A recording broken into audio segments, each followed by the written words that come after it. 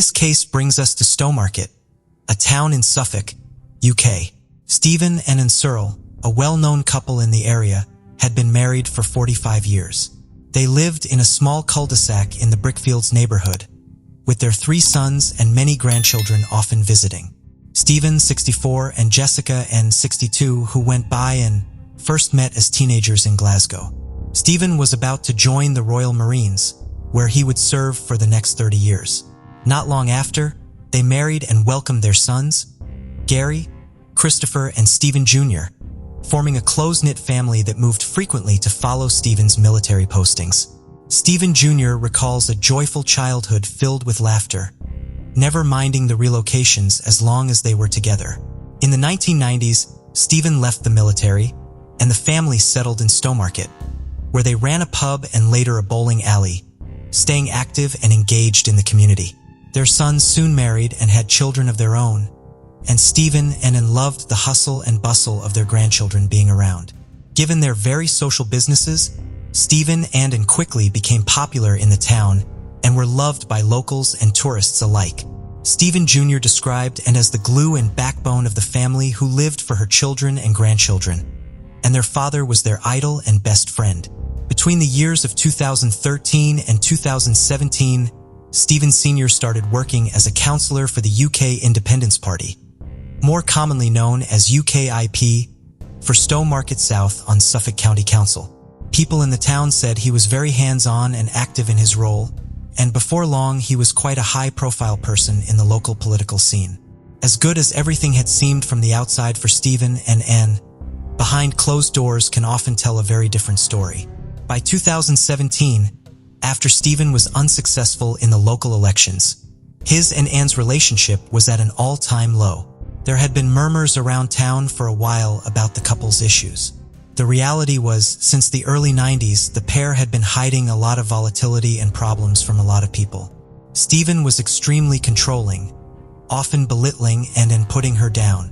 And before long, the verbal fights became physical altercations, and Anne would often be concealing bruises on her arms and legs. When the family moved to Suffolk, the problems only escalated further, and it reached a point where they were fighting every day. Stephen started threatening her life, telling her he could destroy her if he wanted to. On one occasion, inside the pub they owned and in front of customers, Stephen fired a shotgun above Anne's head when he thought she wasn't showing him respect. He then tried to throw her down the stairs. The police were called several times, but things never went any further. One thing that only poured more fuel on the fire was that Stephen and Anne were both heavy drinkers and had been for years. The more they drank, the worse the arguments would get. Anne had been to rehab before and was aware that she had a problem. By 2017, she admitted that her drinking was out of control. Her mental and physical health was on a rapid decline, and she was miserable. Things got even worse when it came to light that Stephen had had an affair that would last for 3 months. Anne, who was having suspicions that Stephen was involved with someone else, eventually guessed the pin to his phone and discovered many exchanges between Stephen and a contact called SBG, his code for Steve's beautiful girl. She was devastated, but had no clue who it was and begged Stephen to tell her everything. After denying it for weeks, the truth finally came out. It turned out that Stephen had been having an affair with his own son's wife and mother of his grandchild, Anastasia. This was a bombshell for the family. Everyone was horrified. When Anastasia was confronted, she said that Stephen had been chasing her for years, long before she started seeing his son Gary.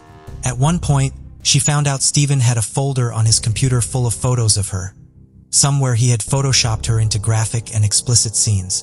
He then started sending her photographs of himself from decades ago when he was a bodybuilder, telling her he was lonely and hadn't had sex in years. Anastasia said after months of his persistence, and being fearful of what he might do if she continued to say no, she and Stephen started a sexual relationship. Stephen Jr. said when it all came out, it was a very dark day for the whole family. The betrayal had so many levels to it. He said his mother was completely broken and mortified. Anastasia said she was in a vulnerable place at the time, maintaining she felt ashamed and guilty, and was sorry that any of it had happened. Gary stopped talking to his father after this, and he and Anastasia said they had started working hard to repair their marriage. Gary said it brought them closer, and they remain committed to each other. After news of the affair came out, on top of the endless fights and emotional and physical abuse for so many years, Anne was in a very dark place, but told people that she was worried she was too old to start again. Having been with Stephen for 45 years, the thought of moving on was too overwhelming for her, and she said that she would push through and make it work no matter what. As Christmas 2017 was approaching, it seemed that Anne had turned over a new leaf. By December, she had given up smoking, was working on controlling her drinking again, and had lost a lot of weight. She told colleagues that she was feeling positive about her future and was keen to put the past behind her. Despite all of this, sadly, Christmas Day for the family was a less than happy occasion. With the tension already palpable, everything was turning into a fight. Anne was disappointed that Stephen hadn't bothered to get her anything nice to unwrap, and was left tearful and embarrassed when Stephen threw the Christmas dinner she had made in the bin. That night, with her mood at an all-time low, Anne posted a troubling and sad status to Facebook. "Happy Christmas to you all. Hope you are doing well. Have a good day. I hope I will still be here in 2018. We will see," she said. 5 days later, everything would change. 10:20 p.m., December 30th, 2017. Police received a disturbingly calm call from none other than Stephen Surl. As can be heard from the 999 call, police had arrived at the house in less than 2 minutes. As he let them inside, Stephen said, "Sorry, I've been a very naughty boy. Everyone has their breaking point." Paramedics tried to revive Anne for half an hour, but she was pronounced dead at 10:58 p.m. Several hours later, at 4 a.m., Stephen Jr. was woken up by officers banging on his door. He was expecting them to tell him that someone in his family had been in a car accident or had suddenly fallen ill and was in hospital. When they told him the awful truth that his mother was gone and his father was responsible, he said the wind was knocked out of him and he went totally numb. Stephen Surl was remanded in custody, and on the January 2nd he appeared at Southeast Suffolk Magistrates Court. He spoke only to confirm his personal details and made no indication of a plea. A post-mortem examination revealed that Anne had died from a sustained compression to the neck. According to experts, Stephen had put Anne into a chokehold for a long period of time. A forensic pathologist said that Anne would have lost consciousness after about 15 seconds, and causing her death required further sustained pressure for a period of several minutes. Stephen told the police that he had been acting in self-defense. He said an argument had been sparked after the affair with Anastasia was brought up again, and had attacked him with a steak knife, and he struggled to fight her off. He said he was using one hand to try and disarm her and the other to restrain her, maintaining he had accidentally killed her in the process. Something police said they didn't believe at all. The investigators said Stephen was a self-centered narcissist caring for little else apart from himself. Detective Chief Superintendent Eamon Bridger said his team listened to the 999 call many times, and everything they thought about Stephen as a person was reflected very clearly in those 2 minutes. He spoke calmly, as if he was ordering some food, with no remorse or sadness, no angst or upset. This was amplified further when it turned out that Anne had actually died an hour before the phone call to police was made, and he hadn't bothered to contact anyone during that time. Stephen said, "Eventually she stopped struggling and I said, 'Thank fuck for that. I'm going to have a cigarette.' She didn't reply. I was expecting her to kick off again. When she didn't, I thought she had gone to bed and that it would be fine in the morning." He was still maintaining it was self-defense and continued with this argument in court, pleading not guilty for murder and hoping for a manslaughter conviction instead. In July 2018, a 7-day trial got underway. The prosecution were confident that they had enough to convince a jury that this was not self-defense.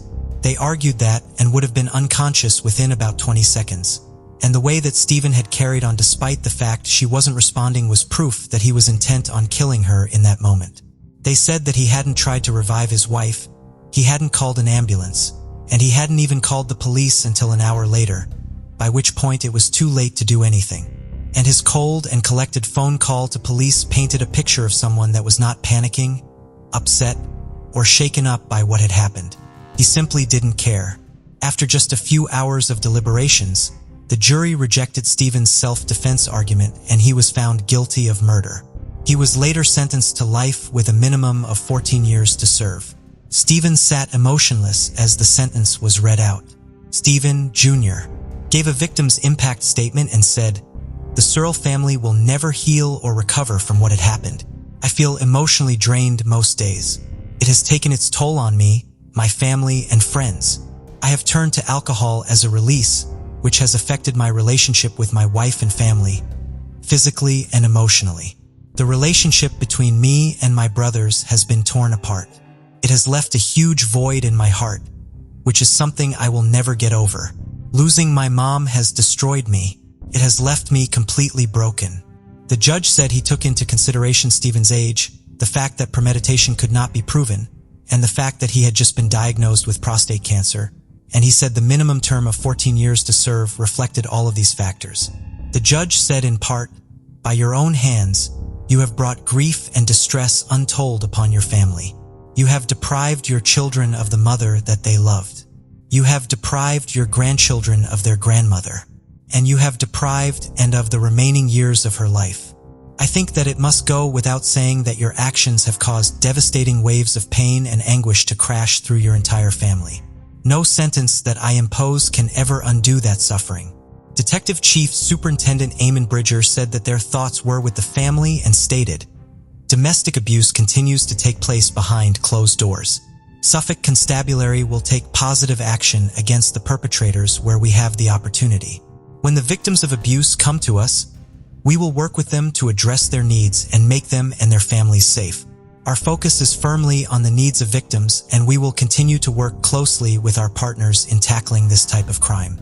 The aftermath of what happened that December night is still widely felt in the small and close community. Stephen Jr. said he went to bed with both his parents, and in the space of a few hours they were both gone. The only comfort he takes is that the last time he saw his mother, she was so happy and joyful. The house was filled with laughter, and she was in the highest and most positive of spirits. Discover the chilling world of secret crime mysteries, where we delve into the most perplexing cold cases and unsolved crimes. Join us as we unravel hidden clues and explore haunting mysteries. Subscribe now and be part of the journey to bring these cases to light. Priscilla Lewis faced numerous challenges growing up in a tough part of Port Costa, California, but she never let them diminish her ambition. A hardworking young woman, Priscilla was just 21 and already saving to buy her own house. Her bubbly, friendly personality made her well suited for her job as a waitress at Four Corners Pizza and Pasta in Crockett, California. On the night of September 24, 1996, Priscilla was working the evening shift at the pizza parlor. Shortly before closing, Priscilla took her last break and headed to a bar across the street to use the bathroom. There, she ran into her cousin, Troy Kinslow, who was having a drink. Afterward, she stepped outside to smoke a cigarette before returning to finish her shift. The cook at the restaurant, aware that Priscilla had gone on break, became concerned when she didn't return as closing time approached. He decided to check the bathroom to see if he could find her. In the bathroom, at approximately 10:30 p.m., he found Priscilla's body. Priscilla had been brutally attacked. She had been beaten, strangled, and drowned in the toilet. Her neck had been broken. While Priscilla had been a very friendly person, her best friend was also positive that she would have fought back against her killer. The restaurant where Priscilla worked was located in the rundown Bologna Square Mall, a former family-owned department store that, in 1996, was home to 4 other businesses in addition to the restaurant. All of the businesses shared a public bathroom in the building's dimly lit basement. The bathroom could be accessed by anyone, and 3 staircases led down to the basement. One of the staircases was directly behind Four Corners Pizza. The waitresses at the restaurant did not use the public bathroom because they thought the basement was creepy. They instead used the bathroom at the bar across the street, as Priscilla had done just prior to her murder. This led to speculation that someone had been lying in wait at the top of the staircase and dragged Priscilla downstairs. As she was returning to the police, executed several search warrants, conducted numerous interviews, and submitted pieces of evidence for forensic analysis. However, these efforts did not result in the identification of Priscilla's killer. Investigators did not give up on the case as years passed, however. in part due to the ongoing efforts of Priscilla's family. Priscilla had grown up with Troy Kinslow, the cousin she had seen shortly before she was killed. He had a difficult time dealing with Priscilla's murder and regularly contacted the police in the years following her death, making sure they were still focused on the case. When asked in 2019 what he wanted to say to Priscilla's killer, he replied, "We're going to get you. It might not be today, but these detectives are going to get you, and you're going to have to pay the price." 2 years later, Troy would be proven correct. On December 9, 2021, the Contra Costa Sheriff's Office announced that 51-year-old Danny Lamont Hamilton had been charged with Priscilla's murder the day before, the events that ultimately led to the crime lab for examination. This resulted in DNA evidence being found and a profile being developed. The profile was a match to Hamilton. Hamilton's DNA profile was available to police because at the time of his identification, Hamilton was incarcerated at a state prison near San Diego, serving 295 years for unrelated sexual assault charges. He was initially taken into custody on those charges in 1999, 3 years after Priscilla's murder. Hamilton is being charged with 1 count of murder with 4 special enhancements in Priscilla's case. Priscilla's brother David was understandably disturbed to learn of Hamilton and the nature of his other crimes. He does believe that finally having answers in Priscilla's case will help his family heal, even though the arrest has opened up old emotional wounds that have never fully healed since his sister was murdered. He also hopes that DNA evidence will help solve other cases and provide answers to other families. In 1999, Minnie Sorano was a 13-year-old 7th grader at Middle School 135 in the Bronx, where she was a straight-A student. She had a bubbly and sweet personality. She was very helpful and mature, often helping take care of her younger sister, Nadia, and running errands and doing chores for her mother and stepfather. She was enterprising for her age, selling candy to the other residents of her apartment building. She loved poetry and wrote regularly in her journals, filling them with her own poems, school assignments, journal entries, and letters. On February 24, 1999, Minnie walked out of school with her friend Kimberly after dismissal. They parted ways because Kimberly had to go straight home and Minnie wanted to stop at the library before going to meet her younger sister after she finished school for the day. According to Kimberly, Minnie made a comment about being upset over something, but she did not ask her to elaborate on what was bothering her. Minnie was seen getting onto a city bus, wearing her backpack and a red jacket.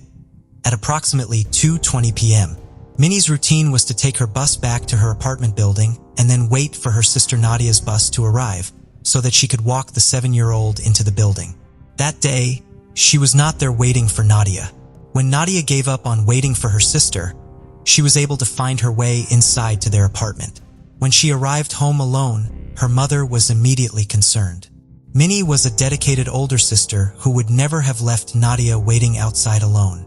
Minnie's mother and stepfather searched for her themselves before calling police to report her missing. The search for Minnie went on for several days until its tragic conclusion on February 28, 1999. That Sunday morning, a homeless man was going through the contents of dumpsters behind a video store 2 miles away from Minnie's apartment building. He found a particularly heavy black bag and opened it to see what was inside, only to discover Minnie's body. Minnie's body was in the fetal position, bound with green tape and wrapped inside the black garbage bag. The medical examiner did not find evidence of sexual assault, but the district attorney's office would later describe Minnie as being sexually abused, an assertion supported by the semen stains found on the front of the sweatshirt she was wearing. Minnie was found fully clothed, but her jacket and backpack were missing. The medical examiner determined Minnie had died of strangulation as the result of her neck being compressed, possibly while she was held in a chokehold. Minnie may have arrived at her apartment building as usual. A witness came forward reporting seeing her get off at the bus stop near her building on the afternoon she disappeared. Police canvassed the building, hoping to find further witnesses. They also feared that Minnie's killer may be another resident of the building, particularly in light of the fact that she sold candy door to door in the building, raising concerns that someone she met doing this may have developed an obsession with her. The DNA from the semen found on Minnie's sweatshirt was run through a national criminal database in 2000, but no match was found. It would be this DNA that would finally lead to an arrest in Minnie's case more than 22 years after her murder. On November 29, 2021, 49-year-old Joseph Martinez of New Rochelle, New York was arrested for Minnie's murder. The following day, he was arraigned on 2 counts of second murder, felony and intentional, in Bronx Supreme Court and remanded to custody. Martinez had been identified using familial DNA. Familial DNA is perhaps most well known for its use in identifying Lonnie David Franklin Jr. as the serial killer known as the Grim Sleeper in Los Angeles in 2010. The technique is used in cases where a direct match to an unknown DNA sample is not found in criminal databases. It looks for partial DNA matches in these databases instead, trying to identify any relatives of the contributor of the unknown DNA, potentially allowing authorities to greatly narrow down their pool of possible suspects. Minnie's case was the first cold case in which the technique led to the arrest of a suspect in New York City. The state of New York had authorized this technique to be used to attempt to identify suspects in criminal cases in 2017. Since then, the state had only approved the use of the technique in just 35 cases. Only 10 of these cases resulted in a match being located. Investigators are required to go through an extensive application process with the New York State Division of Criminal Justice Services and the State Police Crime Lab in order to obtain authorization to submit samples for familial DNA testing. Investigators on Minnie's case first sought this authorization in 2018 after the case was re-examined by the Bronx Homicide Squad that February.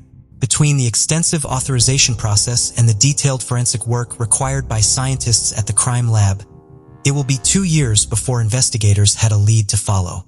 In June of 2020, familial DNA testing identified a now deceased convicted offender in the criminal database as a partial match to the investigators then began looking into his family. Based on the amount of DNA shared by this offender and the man who left his DNA on Minnie's sweatshirt, they believed the man they were looking for was the son of the offender found in the database.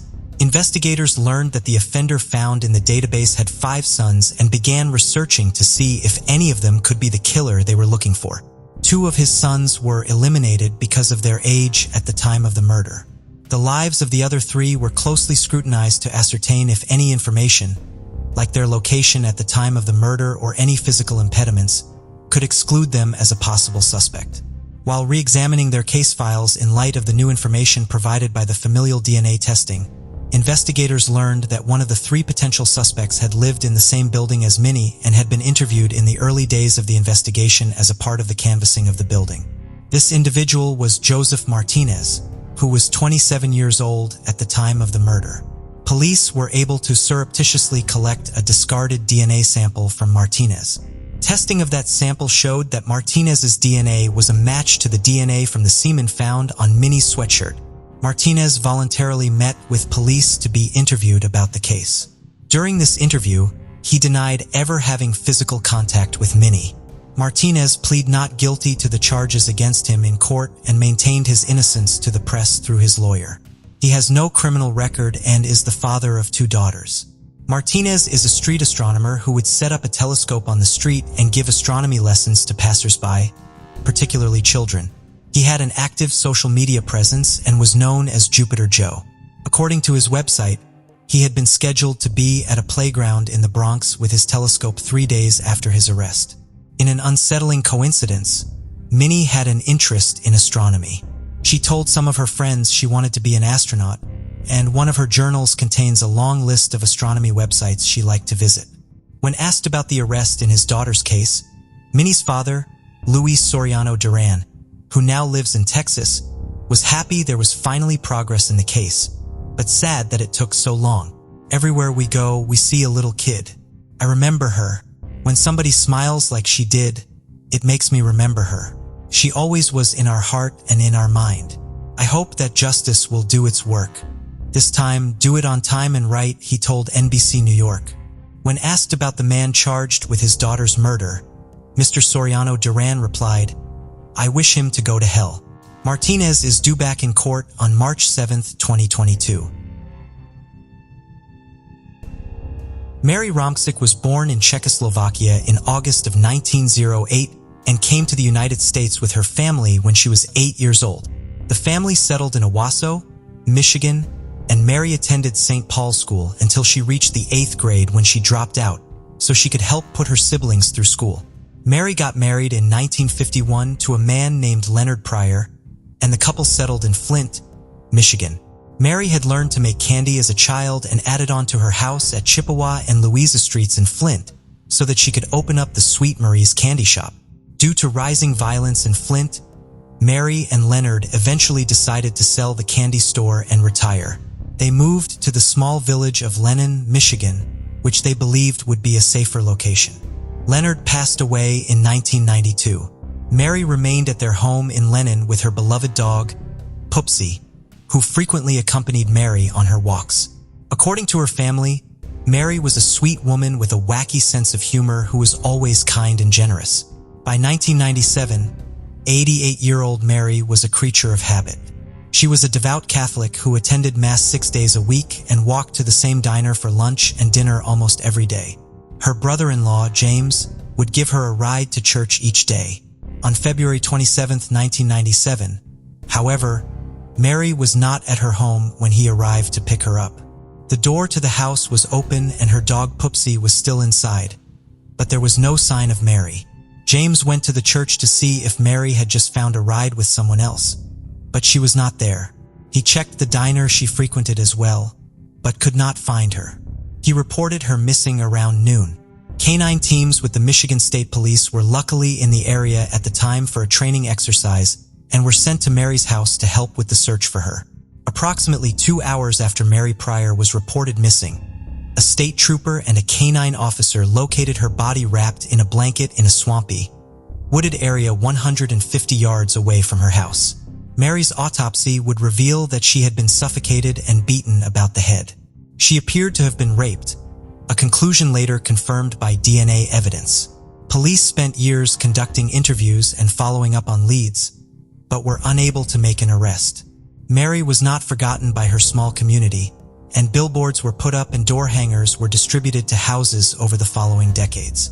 Shortly after the murder, the community was able to collect $20,000 to offer as a reward for information that led to the conviction of Mary's killer, but the money was eventually returned to the donors after years passed with no one coming forward to claim it.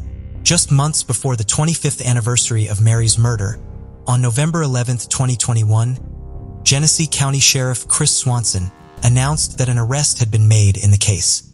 41-year-old Michael Burr of Lennon, Michigan had been charged on single counts of felony murder, first-degree criminal sexual conduct, and kidnapping in connection to Mary's murder.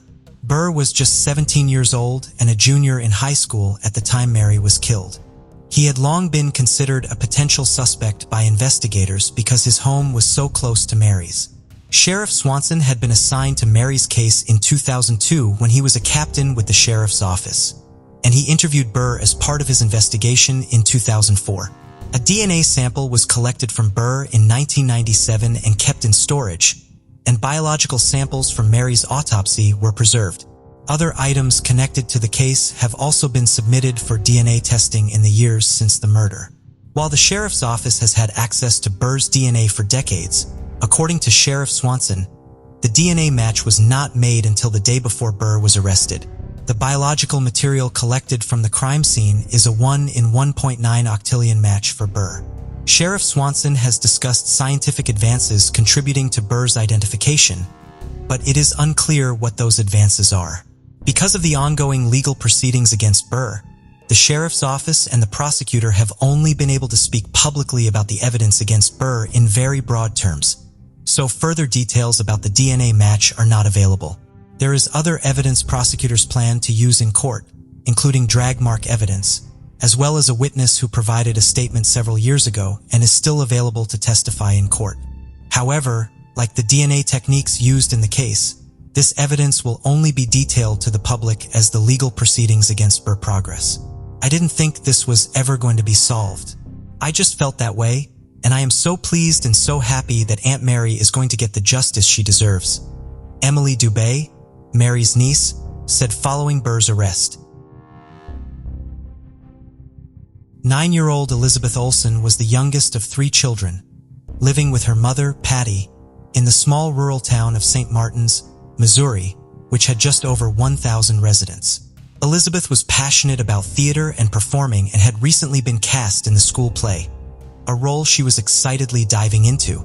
She practiced her lines daily with anyone willing to play the other parts, rehearsed her songs, and often asked her siblings to join her in acting. Elizabeth would find any reason to dress up and sing along to Hannah Montana and Taylor Swift. Known for her sweet, innocent, and kind-hearted nature, she was friendly, caring, and always looked out for those around her. Elizabeth shared a close bond with her mother, Patty, and they loved to bake together and play puzzles and games. On October 21, 2009, a typical Wednesday, everyone was home from school, and dinner was nearly ready. Elizabeth's friend, Emma, came to the door, asking if Elizabeth could come out to play. Patty initially said no, as it was a school night and dinner was almost done. But after her daughter heard Emma at the door, both girls were relentless in trying to go out together, jumping up and down and begging for Patty to let them go. Emma lived just 4 houses away, and the pair and their other siblings were at each other's homes a lot. Patty told Elizabeth she had 1 hour and no more, and she wanted her home by 6:15 p.m. Elizabeth was still not home, and it was 15 minutes past the agreed time, which for a child as conscientious as Elizabeth was a reason to be concerned. The sun was setting, and Patty said there was no way her daughter would still be out voluntarily, as she was terrified of the dark. Patty called her phone, but it went straight to voicemail. She then rang Emma's grandmother Karen, whom Emma and her siblings lived with. To her horror, Karen said she hadn't seen Elizabeth either, and she had no idea that Emma had even knocked at her door that afternoon. Patty hung up straight away and called the police. By 6:30, officers were at Patty's house and combing through the area. The street the family lived on was very close to about 60 acres of woodland, and this was a huge yet overwhelming focus for the search teams. The police headed over to Emma's house, but they all maintained she hadn't been there. Karen and Gary, Emma's grandparents, were so upset they had no idea this had all happened, but they simply couldn't give any information that would help. All they could do was join in the search, despite the fact their houses were connected by the street, which would have only taken a few minutes to walk. Emma said they had been walking through and around the woods, and had been darting in and out of the neighboring lawns and backyards. She said an hour later, the incredibly diligent Elizabeth set off home as instructed. Emma said she watched her walk off, and that was the last time she had seen her. Officers said they still couldn't see any evidence that pointed towards foul play or anything untoward, suggesting maybe she had become lost in the woods, to which Patty replied, "She's 9 years old. She wouldn't just walk off by herself." Soon, almost a third of the whole town was out and looking, but the search party eventually had to slow down and stop for the night because of how dark it was. As soon as the sun rose, they were out in force again. A few hours later, with the concern continuing to mount, the FBI was called in to help, and they moved quickly. Registered sex offenders in the area were all interviewed. Each car coming in and out was stopped and searched, dive teams and helicopters were deployed, and sniffer dogs were brought in too. The team started looking at Elizabeth's phone activity and ordered the information from her cell phone provider. The data arrived quickly and showed that her phone was still on and was actually pinging near her home and in the woods. It was now 24 hours later, a painfully long amount of time when dealing with a missing child. There were no items of clothing found, no dropped phone, no clues at all. Unfortunately, when they were searching the location that linked to her phone battery suddenly went dead and the ping stopped. The forest was dense, dark, damp and cold, and there was a huge amount of ground to cover. The more time that was passing, the less likely it was seeming that they were going to have a positive outcome in the search for Elizabeth. Elizabeth's phone records also came back, and they were able to look at her last contacts and messages, as well as her mother Patty and several others that could be easily accounted for. She had received a call that afternoon from someone called Alyssa. 6-year-old Emma then asked to talk to the police again. She now had a new story, but seemed scared to tell the detectives. She said that her half-sister had been the one to get her to knock on Elizabeth's door that afternoon. Her half-sister was 15-year-old Alyssa Bustamante. Emma said that when the two were outside playing together, Alyssa came and joined them, and encouraged Emma to leave them alone. But Elizabeth said she had to head home and started walking off. This timed perfectly with the call that came from Alyssa. Emma walked back to her house and stayed outside playing alone, leaving Elizabeth and Alyssa out together. A while later, Emma, who was now back in her garden, fell over and caught herself on some thorns. She called out for help. Alyssa heard her from her bedroom and came outside. Emma said as she was helping her, she noticed something that looked like blood on Alyssa's clothes. Detectives asked Alyssa a few routine questions, and despite the fact she seemed open and forthcoming, something about what Emma had told them wasn't sitting right. If what Emma was saying was true, it meant that she hadn't been the last person to see Elizabeth that day. As far as they now knew, it was actually 15-year-old Alyssa Bustamante.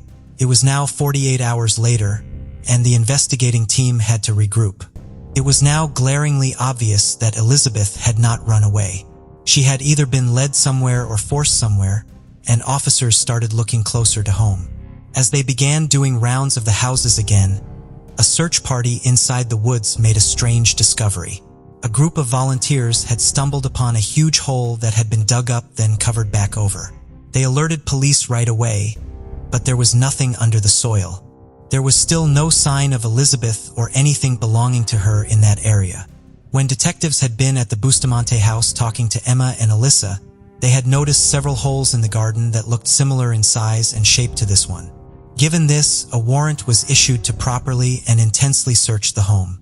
Although Elizabeth definitely hadn't been there that day, she would often go over and play, so they needed to take a good look around. Everything seemed normal and in order until they entered Elisa's room. Painted a very troubling and chilling picture. Everything was everywhere and there was writing all over the walls, some parts in blood. There was also a drawing of an outline of a person with the name Emma next to it, her 6-year-old sister. Cards from her father, who was in prison, were scattered around the room. And, buried under everything, detectives found Alyssa's diary. One entry read, "If I don't talk about it, I bottle it up, and when I explode, someone's gonna die." They also noticed a paragraph that was scribbled over in blue pen. Fortunately, investigators were able to uncover some of the original writing by shining a light on the back of the paper. 2 words stood out: slit and throat. Despite Elisa saying she had been at school that day, it would turn out she had actually skipped lessons, and her whereabouts around the time Elizabeth was last seen, as Emma was saying goodbye to her, weren't able to be confirmed by anyone either. Things were slowly being pieced together, but there were still so many gaps. Alyssa's diary was seized by the FBI and handed over to Sergeant David Rice, who was now preparing to interview the teen. Born in 1994, Alyssa came from a troubled and very broken family. Both her parents had substance addictions, her father was in and out of prison, and her mother would often leave the family home on drug sponges. Eventually, Alyssa and her siblings went to live with her grandparents, Karen and Gary, who soon gained full custody of them. Karen said she adored Alyssa, and although the children had had a tough life, she did her best to raise them well, shower them with love and care, and be a constant and supportive presence in their lives. As she entered her teenage years, Alyssa started self-harming and expressing suicidal feelings. She was admitted into a psychiatric hospital after she overdosed and began to cut words into her arms. Doctors that assessed her described her as violent and angry. She was diagnosed with severe depression and prescribed antidepressants. When she was released, things only began to get worse and more concerning. On her various social media platforms, she changed her list of hobbies to killing people and cutting. She often told friends and her boyfriend she wanted to know what it was like to kill someone and had a dream of burning down a house with a family inside. Her Twitter feed talked about a hatred of authority and people telling her what to do.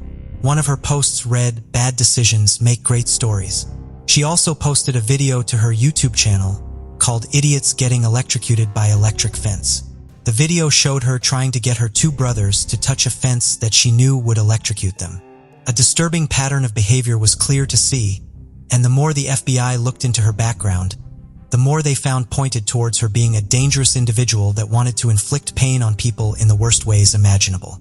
After going through her diary some more, Sergeant Rice asked Alyssa to come in for a formal interview, alongside her grandmother and a juvenile officer. He said as the interview progressed, his tactic was to ask a question and sit in silence for as long as possible, sometimes for up to a minute at a time. He said as uncomfortable as it was, he knew the team would break eventually if there was something to say, which he was certain there was. He needed to know what had happened to Elizabeth that day, and he wasn't going to stop until he got to the truth. Alyssa started off by recounting her day. She said she had come back from school at around 3:30 and then had gone for a walk in the forest at around 4:30, 5 p.m. They now knew. She was never at school that day, so she was already trapping herself in lies. She said she was supposed to take Emma on a walk with her, but ditched her as she was annoying and instead went walking alone. She claimed she had come back about an hour later and was up in her room when she heard Emma shouting for help from outside. Sergeant Rice got her to retrace her steps with a map he had printed out. Alyssa said after this, everybody went to church and got home at around 8 p.m. Rice then changed the line of questioning and moved on to the holes around her garden and around the woods. Alyssa calmly admitted to having dug them herself, but said it was because she liked digging holes and sometimes buried dead animals in them. He then said, "What kind of person do you think would do this to a 9-year-old girl?" Alyssa shrugged and said, "I dunno, a sick person, someone that can put down all their morals." She was still maintaining that she had never been out with Elizabeth on her own. It was always in a group of siblings, and she had been trying her best to help find her as well. After this, he started asking questions about Elizabeth's phone, explaining that the data did not lie, and it was indicating that her phone was somewhere behind Alyssa's house, which he showed her on a map. He then moved on to Alyssa's house and her bedroom. When Rice confronted her about the entries, including the one that had been scribbled over, the interview would take a drastic turn. Alyssa said the pair had been playing out in the forest, and Elizabeth had fallen, hit her head, and died instantly. Panicked, she had tried to conceal her body by burning it. But, given the final entry in her diary, Reese knew this wasn't true. But it was the start of the truth coming out. He just had to keep chipping away and poking holes in her stories. The entry in her diary that had been scribbled over had now been completely uncovered, and it read as follows: "I just fucking killed someone. I strangled them and slit their throats and stabbed them. Now they're dead. I don't know how to feel at the moment. It was amazing. As soon as you get over the oh my god, I can't do this feeling. It's pretty enjoyable. I'm kinda nervous and shaky though right now. Okay, I gotta go to church now. LOL." It had been written on the same day Elizabeth had gone missing.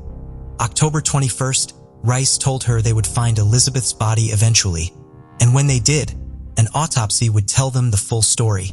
Alyssa told Rice that she had bumped into Elizabeth and Emma outside, and once Emma had gone, everything started to unravel. Despite her denials, it was pre-planned. She was already armed with a kitchen knife. Holding the 9-year-old's hand, the pair walked for 15 minutes, deep into the forest, with Alyssa telling her she had something to show her. They just had to walk further in. Once they reached a certain spot, Alyssa said she beat and strangled her before slitting her throat and stabbing her repeatedly. The fear that Elizabeth must have felt as the forest got darker and she realized her life was in danger is unimaginable. Alyssa then said she had attempted to burn her body before digging a hole to bury her and disposing of everything else in the creek. However, Rice knew that the hole had not been dug on that day, it had been dug days before, as were all the other holes they had found. She didn't go out there with a shovel or anything she could have used to do this, and there was no way she could have killed Elizabeth, dug a hole to bury her, and been back home within the hour to go to church. If Rice could get her to admit to pre-digging the hole, it would help to prove premeditation. Everybody still found it hard to believe that Alyssa had managed to do this all by herself. But she swore it was just her, and she was the only one that knew about it. Alyssa Bustamante agreed to take Rice to her remains, and with this, just 15 minutes from her home, the search for Elizabeth Olssen came to a devastating end. A day after Elizabeth was found, police announced that they had placed the 15-year-old under arrest, and she had been charged with first-degree murder. The neighborhood was horrified. Police had also interviewed Elisa's boyfriend and asked him to undertake a polygraph test. Although they suspected he likely knew something had happened, they determined he didn't have anything to do with the murder of Elizabeth, and he was never implicated in anything. Other than the fact she had just wanted to know what it was like to kill someone, given her diary entry, there was no other explanation. She had dug 2 graves in the weeks before and essentially waited for an opportunity. It remains undetermined who, if anyone, the second grave was intended for, but police suspected she was actually planning to kill her 2 younger brothers. On October 28th, a week after she had gone missing, 9-year-old Elizabeth Olssen was laid to rest. Her favorite color was pink, and her funeral was filled with the color. A horse-drawn carriage carried her pink and white casket. The community was a close one, and it was packed with people standing along the sides and waiting outside. The emergency responders and investigators were also sat in the first several rows. The case had deeply affected and moved everybody.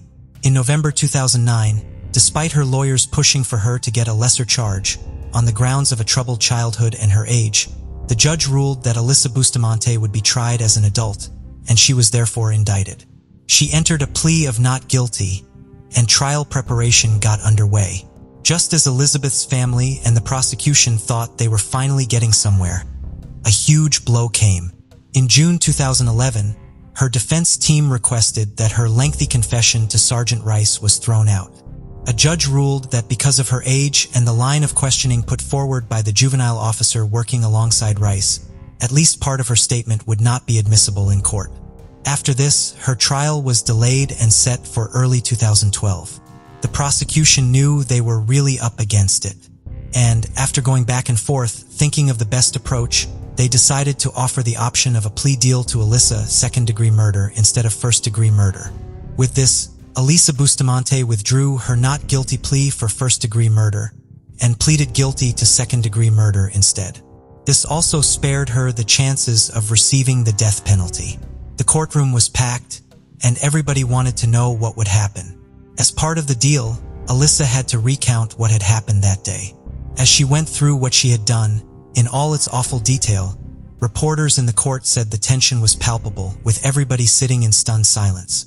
Her defense team also spoke and leaned heavily on her childhood and upbringing, mental health issues, and claiming that her prescribed medication made her more prone to violence. Despite all of this, Alyssa Bustamante was sentenced to life in prison for second-degree murder and 30 years for armed criminal action, and the sentences were to be served consecutively. Several months after she pleaded guilty, however, the United States Supreme Court ruled that juveniles cannot face automatic life sentences without the possibility of parole. So, under Missouri's law, Alyssa may seek parole after 30 years. Patty gave a speech at her sentencing. She was so upset and physically shaking.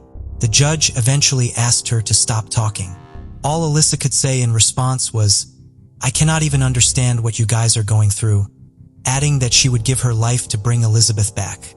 A detective said it was in this moment Karen and Gary got up and walked out of the courtroom, and everybody could see Alyssa suddenly realize that the only 2 people that had stuck by her and tried to be a constant in her life had just walked away. Patty said that everything that came out of Alyssa's mouth was a lie. She had no remorse, and she was being told what to say by her lawyers. The prosecutor Mark Richardson said he had never seen anything like this in his life, and he hoped to never have to try a case like it again. The motive has to be the most senseless, reprehensible that could be in humankind, and that is to take a life for a thrill, he said. A forensic psychologist added it was clear from her patterns of behavior over the years. It was only a matter of time before she killed somebody. Patty went on to sue not only Alyssa, but the hospital where Alyssa sought treatment. She believes that the healthcare system should have seen the red flags and taken preventative measures. A judge threw out the lawsuit against the hospital, but the lawsuit against Alyssa was successful, and she will ultimately owe Patty $5 million. Alyssa appealed her sentence in 2014, but this was denied. The events that transpired so very quickly on October 21, 2009 rocked the town and shattered the closeness of the community.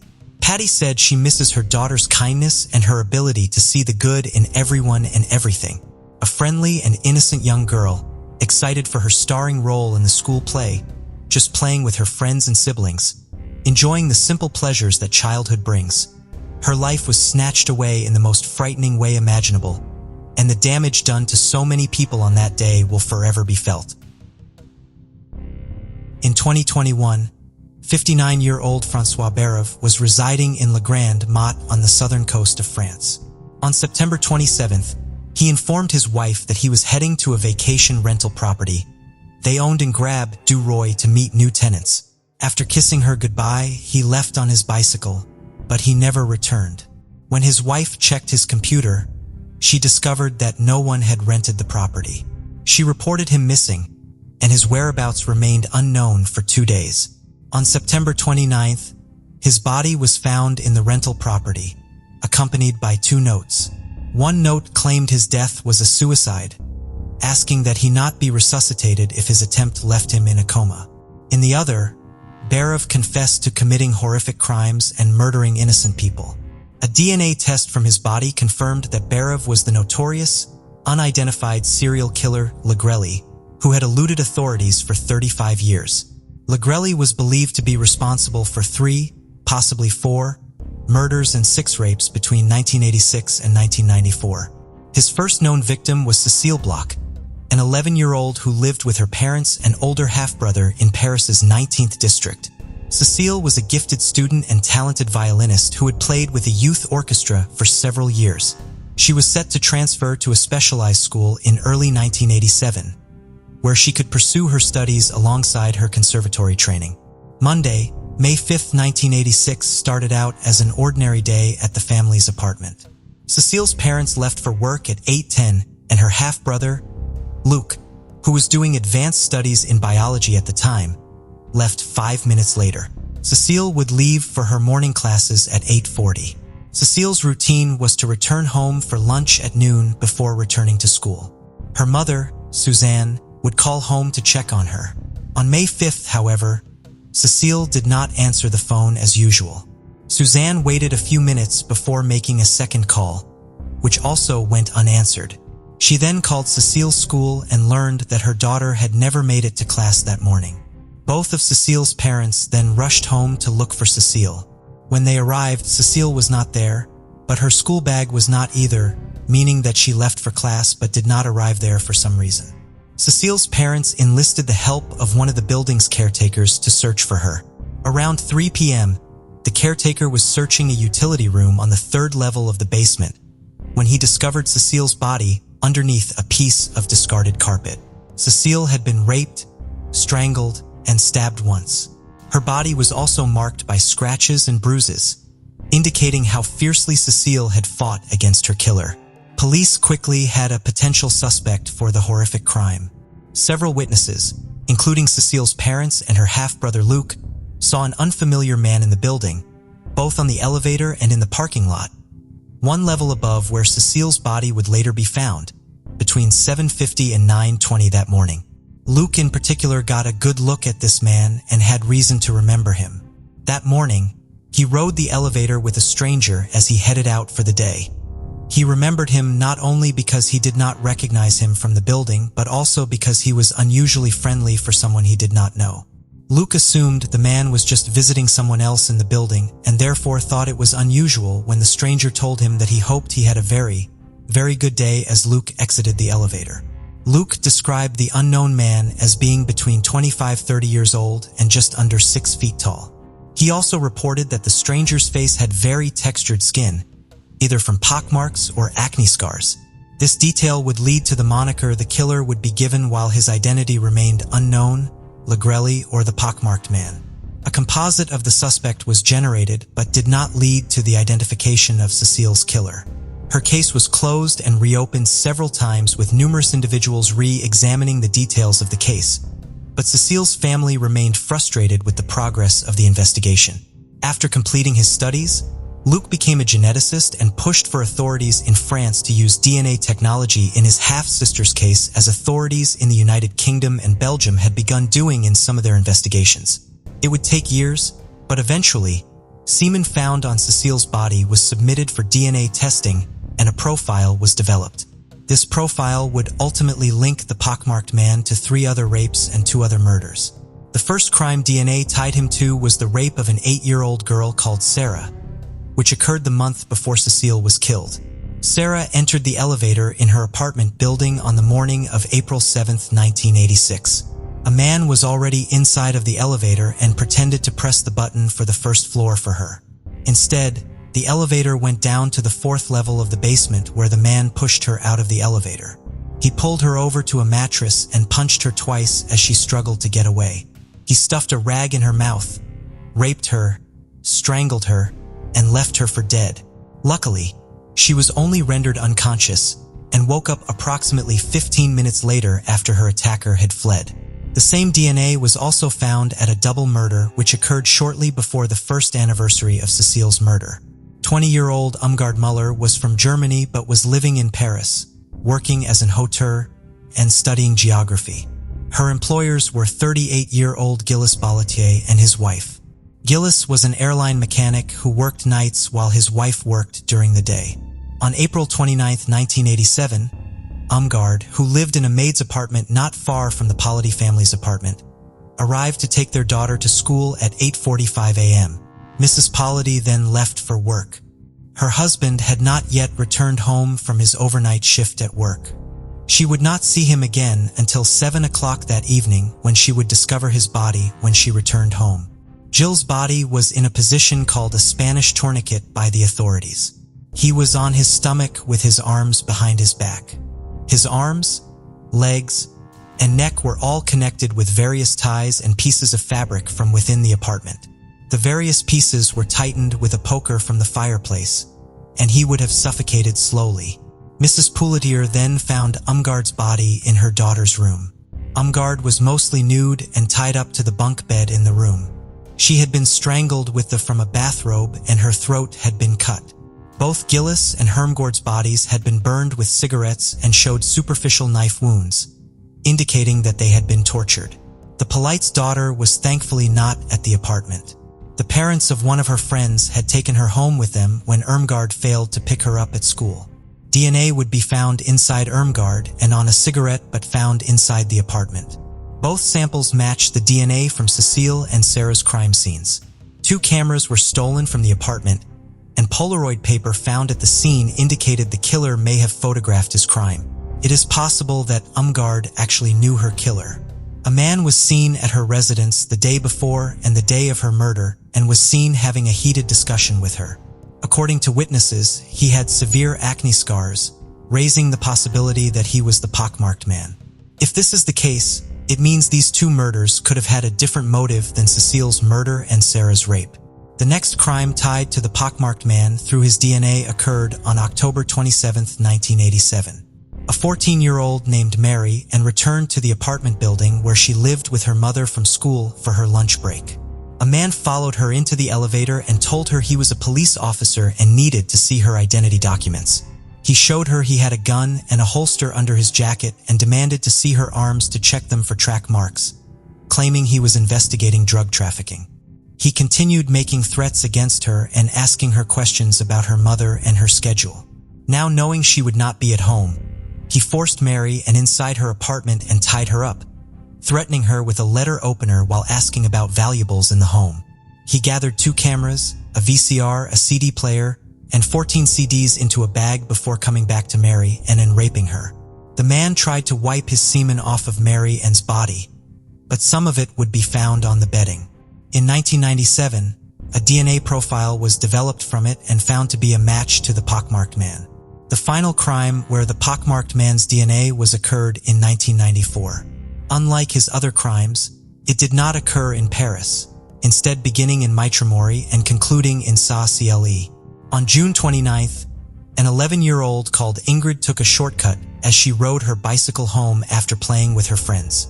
As she rode down an isolated dirt road, a car pulled up in front of her and blocked her path. The driver exited the car and told Ingrid that he was a policeman, briefly flashing a tricolor card, a type of identification card issued to law enforcement officers to her.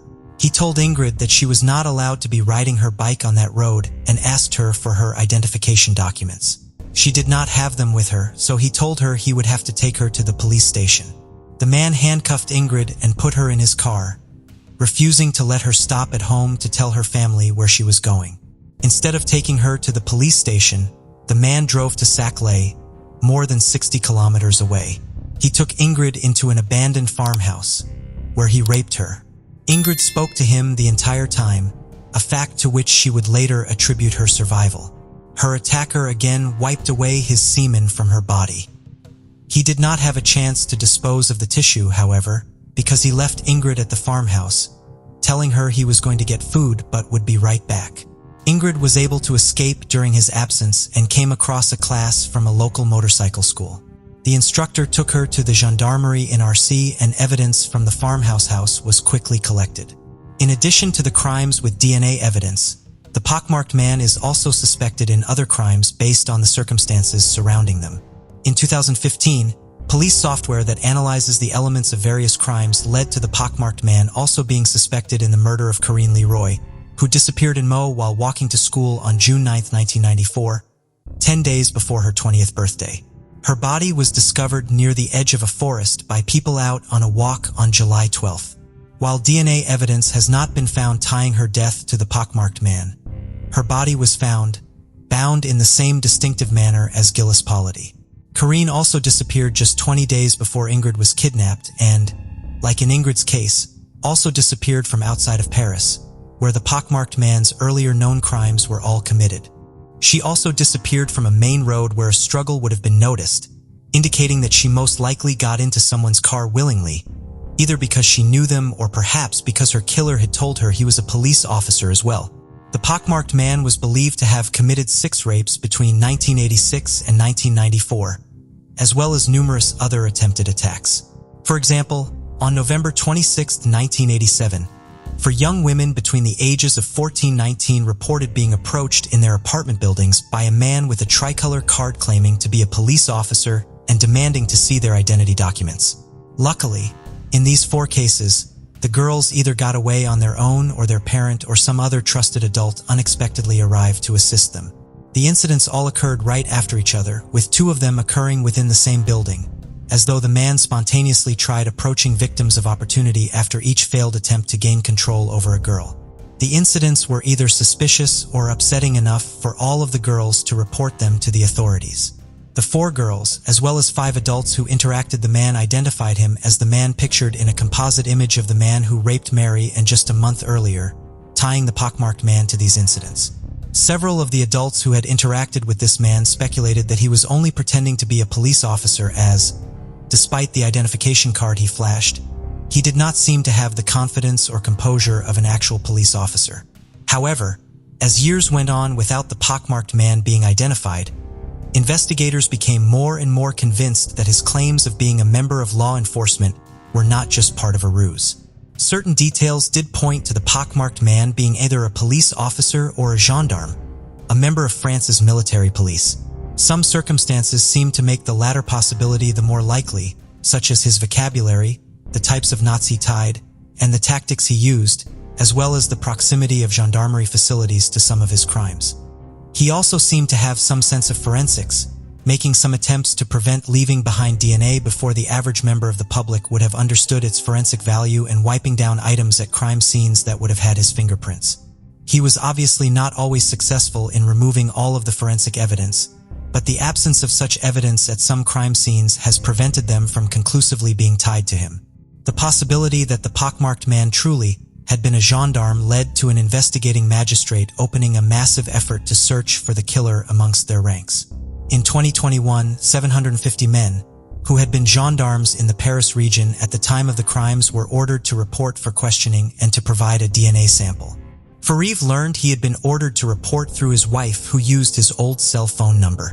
On September 24, 2021, she told him that she had just received a phone call meant to inform her husband that he had to report in 5 days and instructing him to call back to receive a time for his appointment. She told him that the commander who called said that the summons was in relation to a reopened investigation relating to events that occurred between 1986 and 1992. She would later say that she noticed no change in his mood or behavior when he received this news.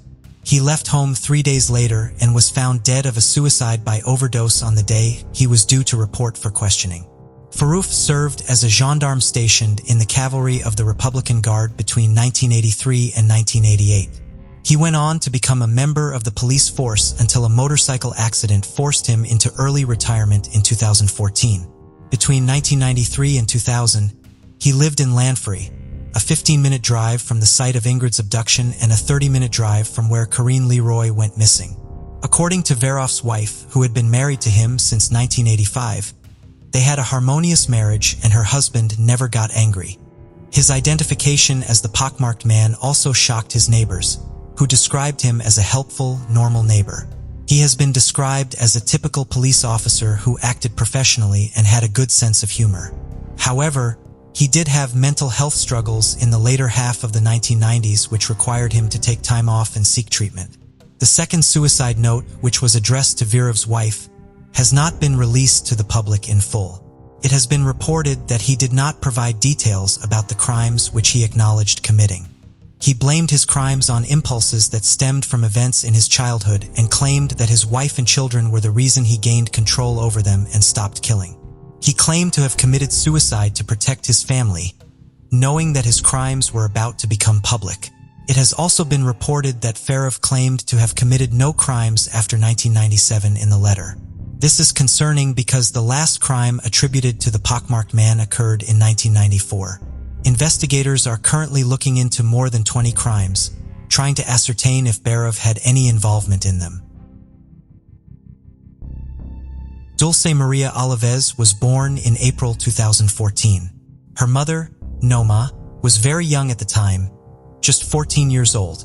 So Dulce was primarily cared for by Noma's mother, Norma, who later became Dulce's legal guardian. Though her family was close-knit, her father, Edgar Perez, was deported to Mexico in 2018. Noma described Dulce as spunky yet sweet, always sharing hugs and kisses. Dulce was a loving child who adored the Disney movie Frozen and loved pretending to be a princess. Noma went on to have a second child, a boy named Manny, and by 2019, she was expecting her third.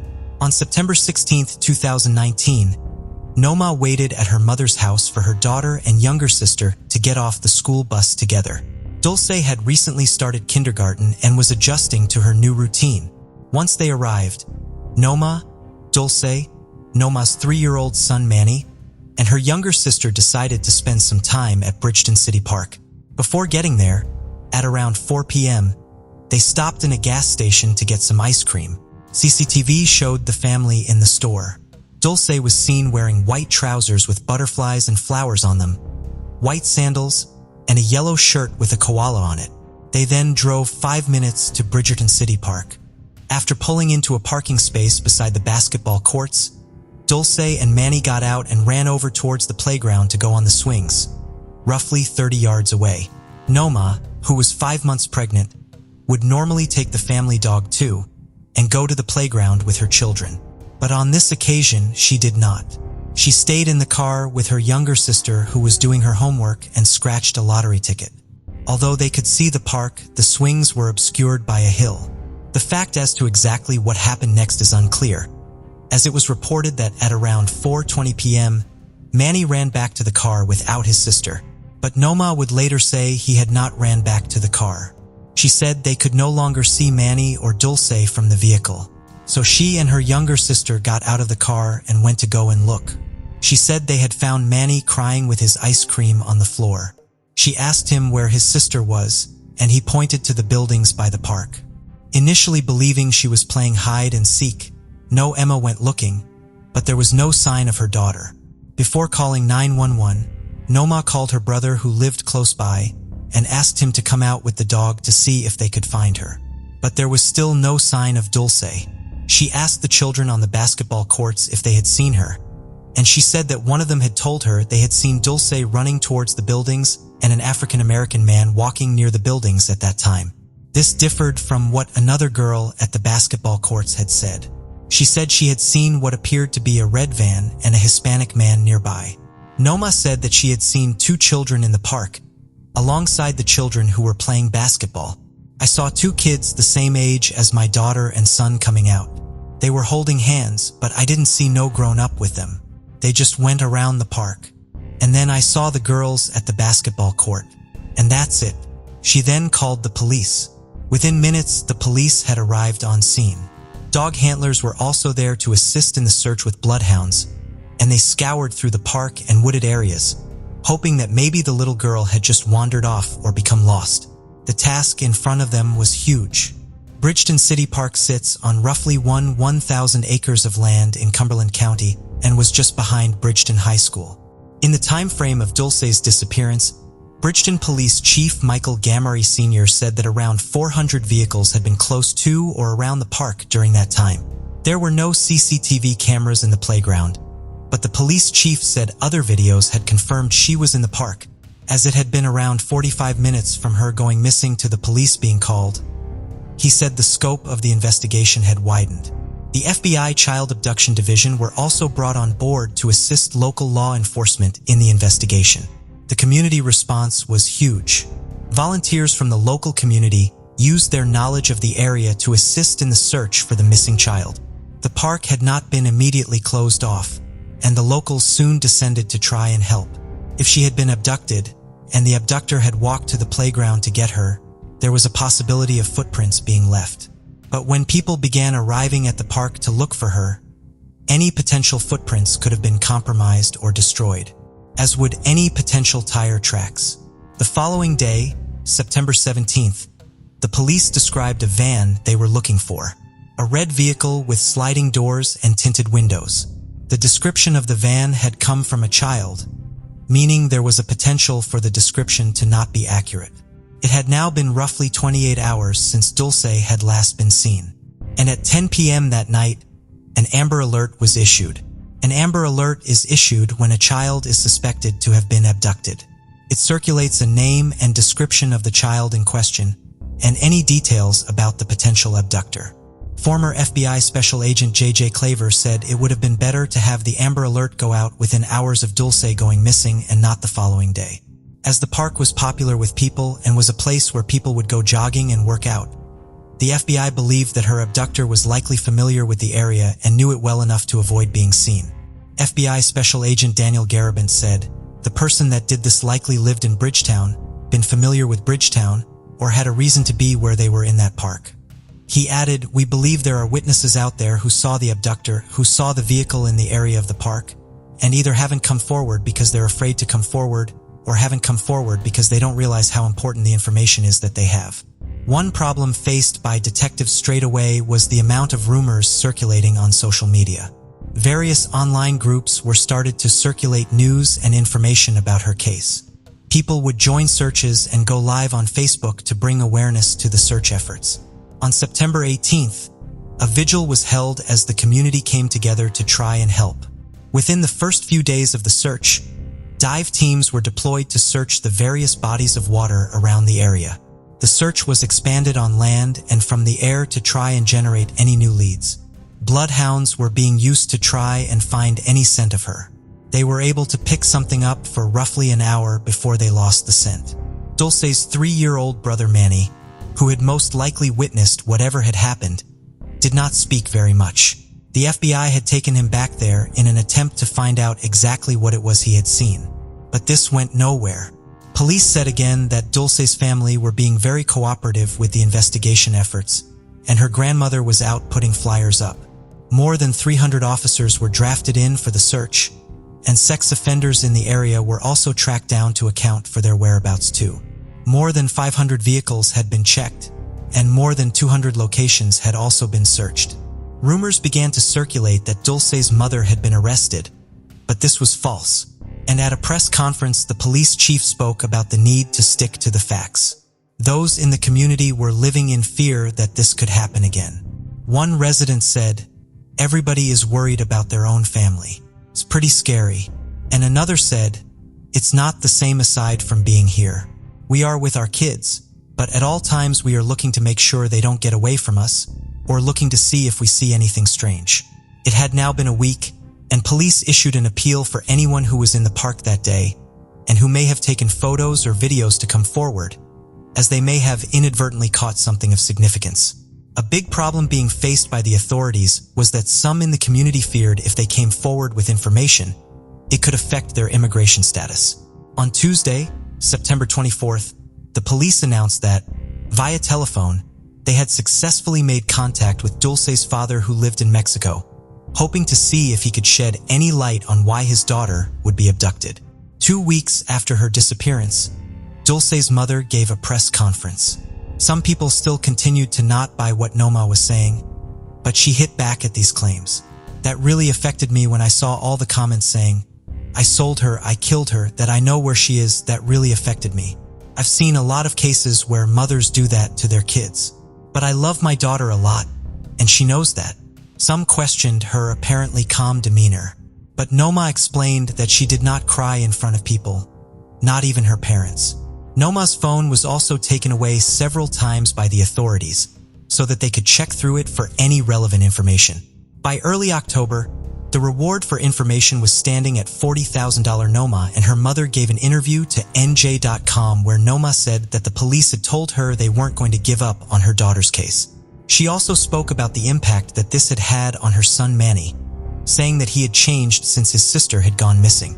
She said he had become more aggressive with other children and stopped listening, adding that he wasn't like that before. She and her mother said they wanted people to continue to look for Dulce, with Norma even speaking about hiring a private detective. But they were unable to due to the money it would cost. Norma also said she wanted other states to join in the search for Dulce, but didn't know how to go about getting them involved. Noma explained that she was trying her best to be strong for her children. Authorities had appeared to rule out the involvement of Dulce's father Edgar, saying that the FBI had spoken to him. On October 15th, a police sketch was issued of someone they wanted to talk to. He was described and drawn as follows: a slender male, possibly Hispanic, standing at between 5'6" and 5'8", roughly 30 to 35 years old, with acne on his face. He was seen wearing a black shirt, orange sneakers, red trousers, and a baseball cap.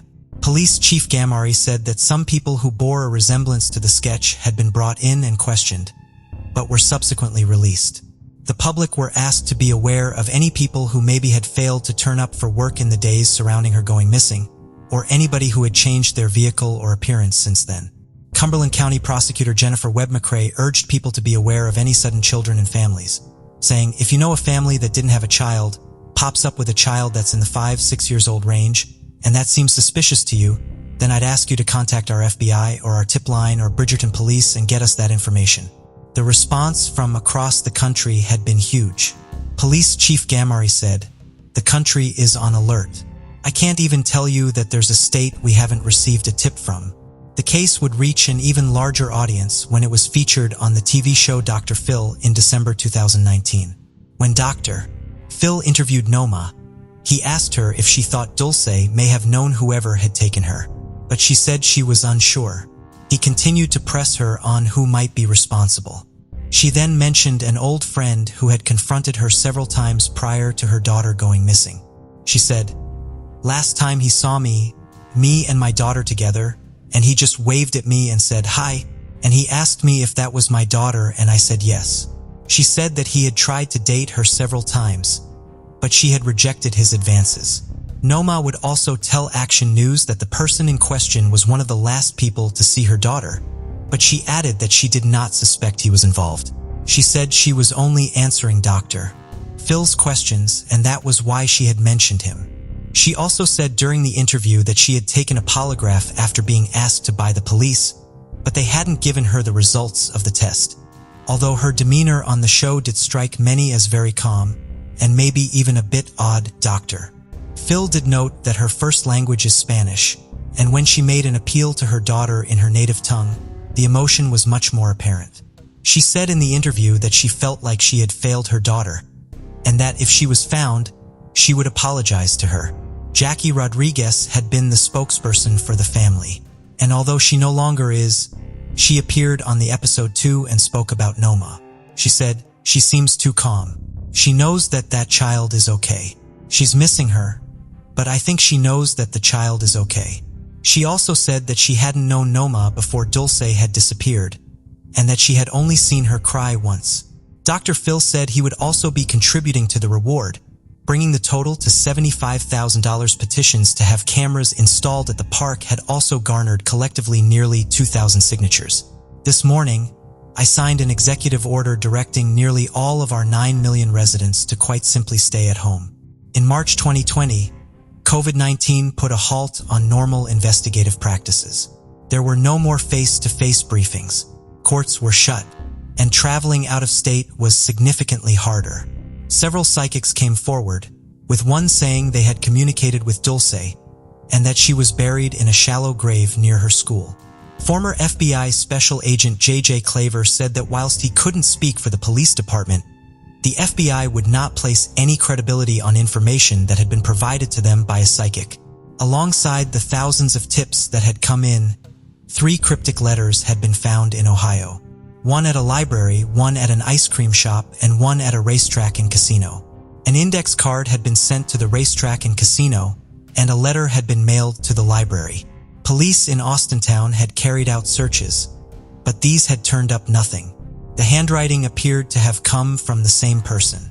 The letter sent to the library was 2 pages long and made reference to Dulce and her mother's appearance on Dr. Phil. However, the information in the letter could all have been found with a simple Google search. The letter had a Cleveland postmark, but it could have been sent from the Austintown area.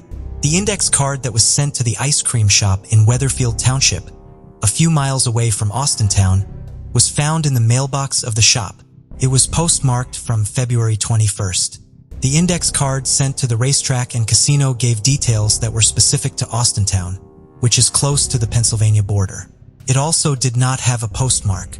Much of the writing was illegible, but according to a police report, part of it read, "Look for Dulce Alavez, age 5.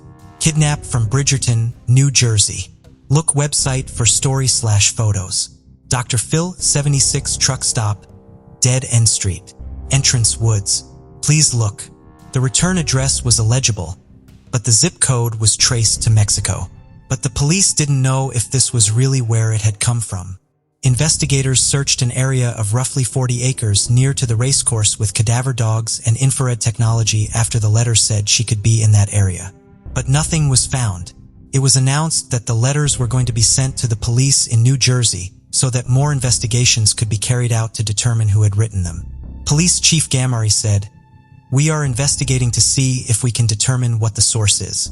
Because if it doesn't come back as related, we want to know that." But he also emphasized that if these were part of a hoax, he wanted to see whoever had sent them prosecuted for distributing false information.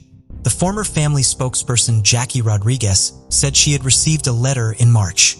It was random scribbles on bits of paper with words like 1776, campground, and Mexico on them. One thing immediately stood out. No address had been assigned to the envelope. It had been sent in. Gamari said he still believed the community was withholding information from investigators. "I can say that we still firmly believe that there are people in the public that have information that they are not sharing with us," he said. On the 1-year anniversary of Dulce's disappearance, Noma gave an interview about her daughter's case. She said, "It gives me bad memories because I wish I could go back to the time and come with her to the park and not leave her alone." Cumberland County Prosecutor Jennifer Webb McCrae said that with the absence of evidence suggesting that Dulce had died, they were going to hold onto the hope that she was still alive. It was around this time that local law enforcement reached out again to Dulce's father Edgar after a video was posted to YouTube on Dulce's birthday. 2 years after her disappearance, the community held a silent walk. It had now been 3 years since Dulce had disappeared. An age-progressed image of her by the National Center for Missing and Exploited Children was issued to the public. A vigil had also been planned at the park she had vanished from. On what would have been her 8th birthday, people gathered to remember her. The search for Dulce Maria Alavez continues. Detectives continue to carry out interviews and investigations in the United States and Mexico and follow all lines of inquiry. The family home still contains her favorite toys and dresses as they wait for her to come home. Her backpack remains where she left it, untouched, with her school papers from her last day at kindergarten inside. Her mother said, "I have all of Dulce's dresses in safekeeping. We have not gotten rid of any of her clothes. We haven't given it away. Her dresses, her shoes, all of it. Her toys too. We don't let anyone touch her things. They're there for her." They also remain in the same home, hopeful that she will one day walk back through the door. If you have any information relating to the disappearance or whereabouts of Dulce Maria Alavez, you can contact the Bridgerton Police Department or the FBI. There is also a phone number for Spanish speakers to call with any information. You can also contact the New Jersey State Police Missing Persons Unit. 17-year-old Chundra May lived in Pea Ridge, an unincorporated community in Scott County, Mississippi, about 12 miles north of the county seat of Forest. Since 1970, her mother's family had settled as neighbors along a dirt road off Mississippi Route 35.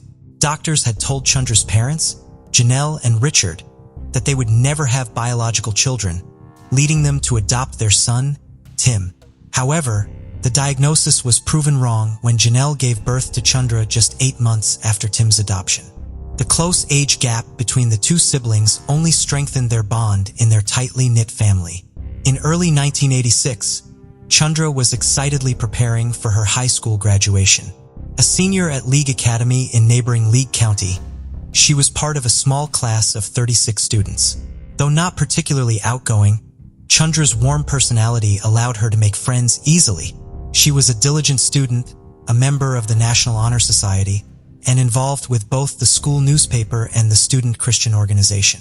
Outside school, Chundra held a part-time job at a McDonald's in Forest, Mississippi. On Tuesday, February 4th, 1986, she returned home from school, did some homework, and had a quick dinner with her mother before leaving around 5:30 for her 6 p.m. shift.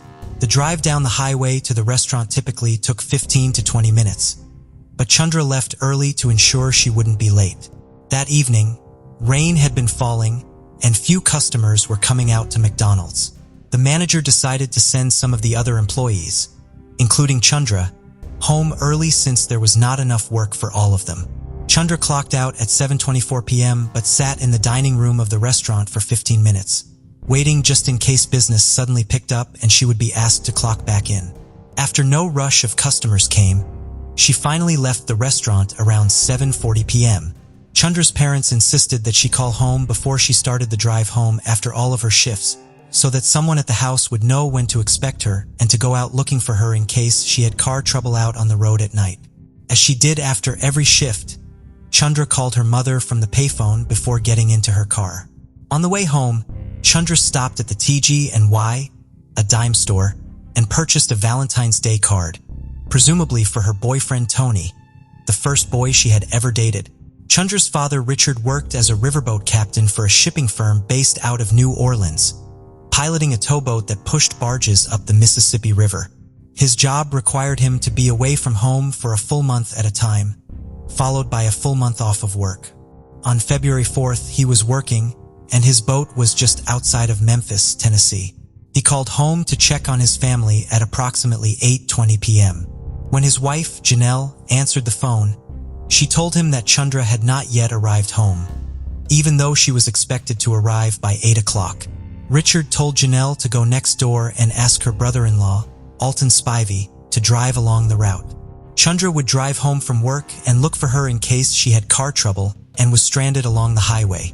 However, when Janelle went outside to walk next door, she saw Chundra's car, a blue 1982 Isuzu, in the road just shy of their driveway, less than 75 yards away from the front door of their home. When she went up to the car, the engine was still running, and the interior light was on because the front driver's side door was open.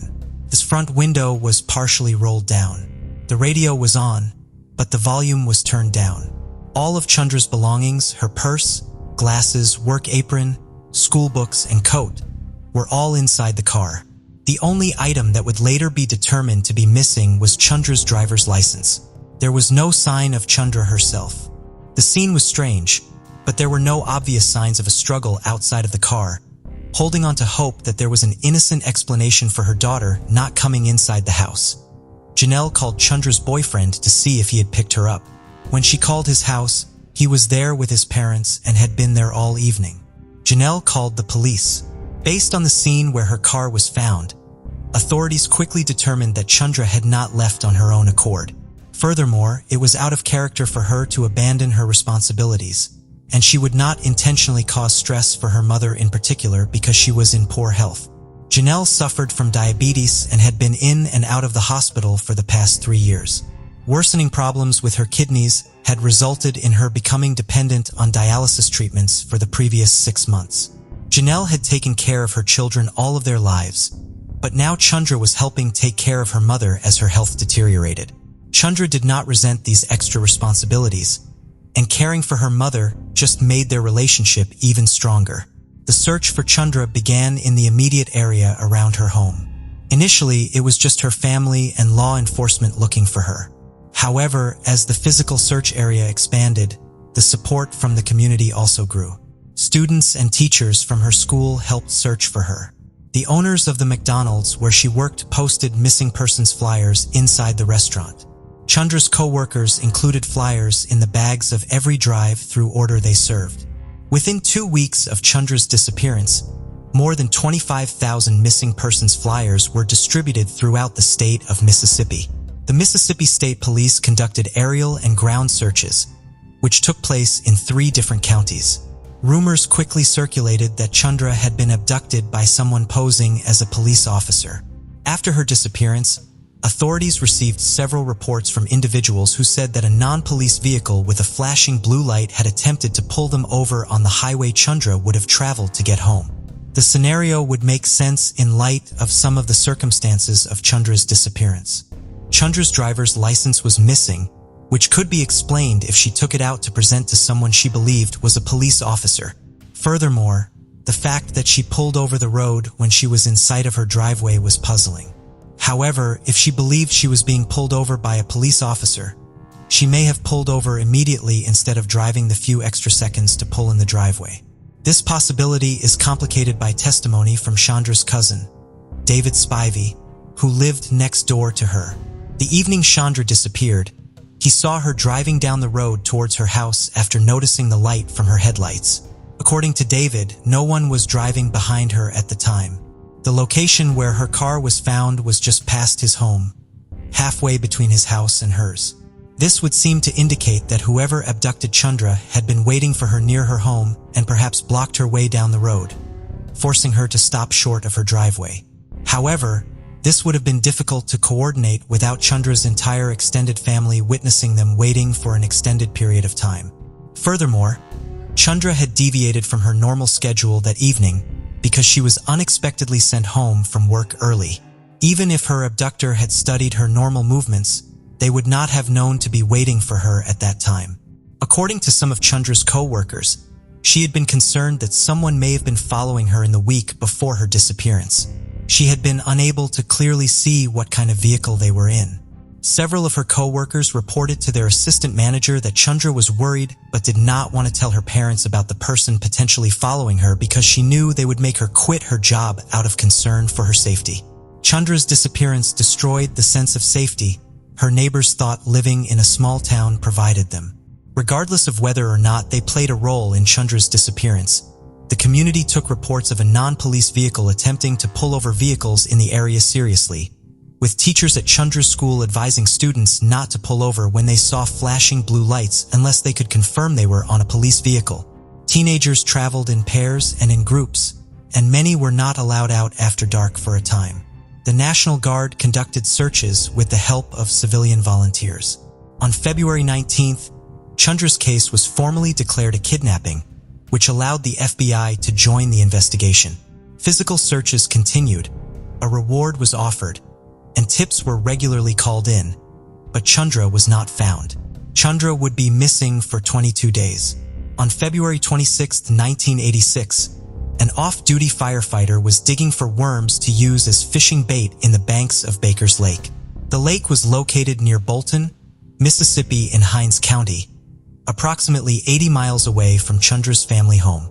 He noticed something floating in the water. It was a body wrapped in plastic bags.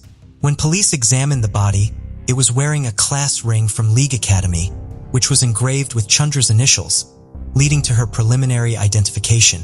Dental records would later confirm that the body was Chundra May's. The day Chundra's body was found would have been her 18th birthday. Chundra's body had been bound with fiber-reinforced packing tape and wrapped in plastic bags before it was thrown into the lake. Chundra's initial autopsy did not conclusively identify a cause of death, so a second one was ordered. At the second autopsy, The pathologist determined that Chundra had been raped and had been struck on the left side of her head. The blow to her head had not caused a skull fracture, and while it had occurred while she was still alive, it was unlikely to have caused her death. The two pathologists who performed the autopsies differed in their opinion over whether the tape used to bind Chundra had been applied while she was still alive or after she was already dead. A large tape mark was visible on her neck when the second autopsy was performed. This led to the pathologist determining that Chundra had most likely died as a result of strangulation.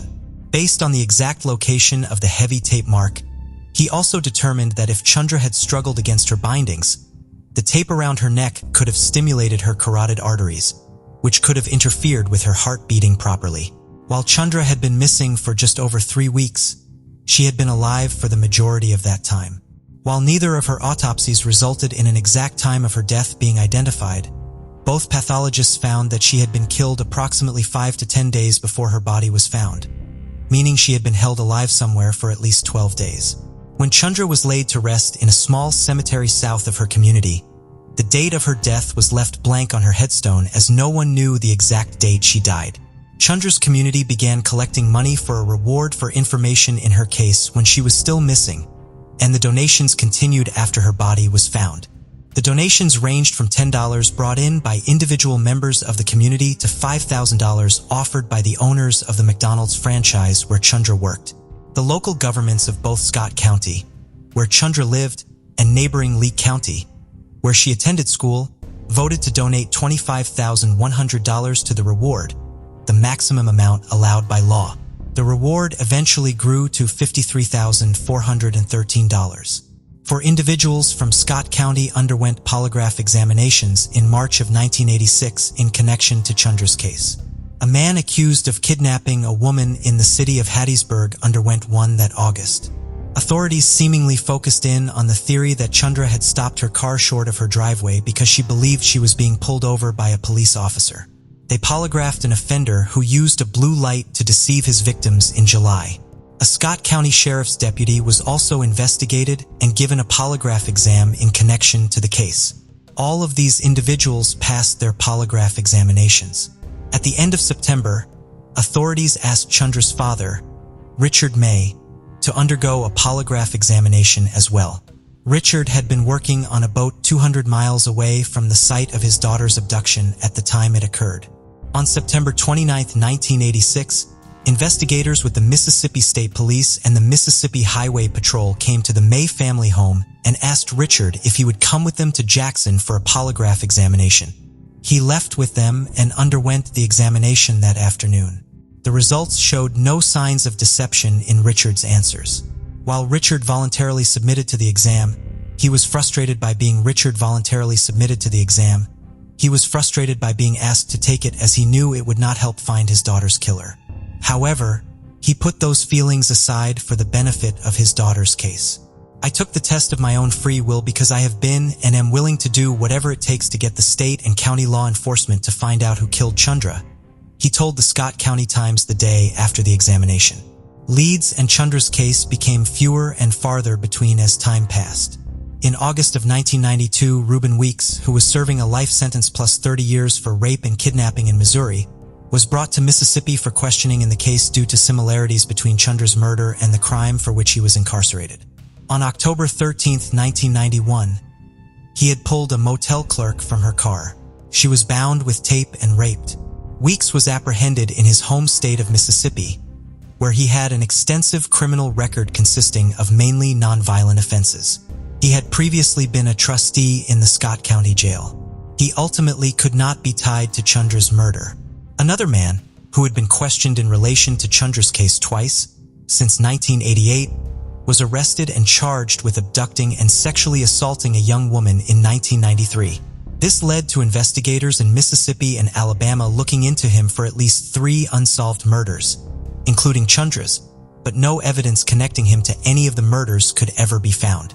Chundra's murder was covered by a local news channel in March of 2021, which led to a group of retired local investigators taking an interest in the case. They followed up on old leads and have been looking for new ones. Any information they may uncover will be turned over to the Scott County Sheriff's Department. Unfortunately, Forensic evidence will most likely not be as useful in Chundra's case as it has been in solving other cold cases in recent years. Almost none of the evidence in the case has been properly preserved. Chundra's family used her car to look for her the night she disappeared, unknowingly disturbing potential forensic evidence. The tape used to bind Chundra and the garbage bag Chundra's body was wrapped in were also removed by the young deputy who first responded to the scene, as proper crime scene preservation was not as well understood at the time. Investigators today are limited in the amount of forensic evidence available to them. They do believe that witness testimony may help them finally close the case.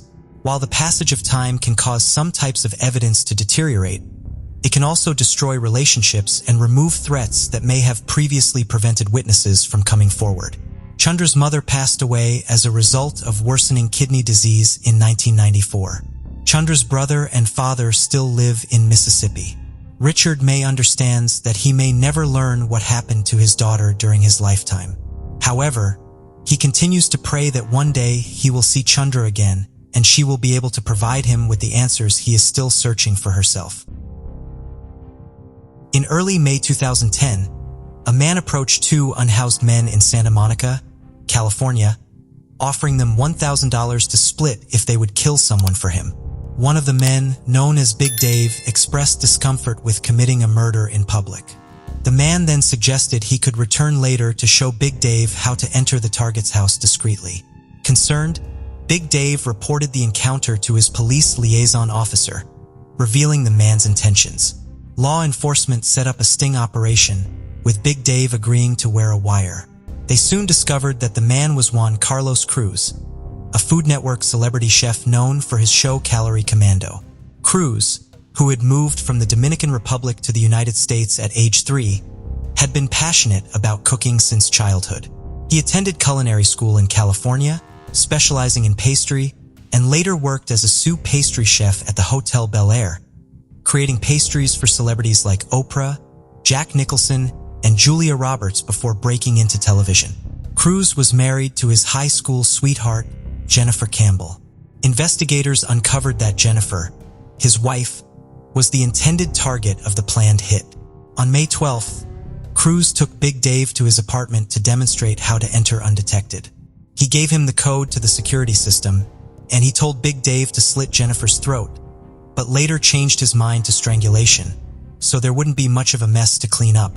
It was all for the relatively low sum of $1,000, but he gave the men strict instructions not to harm his dogs.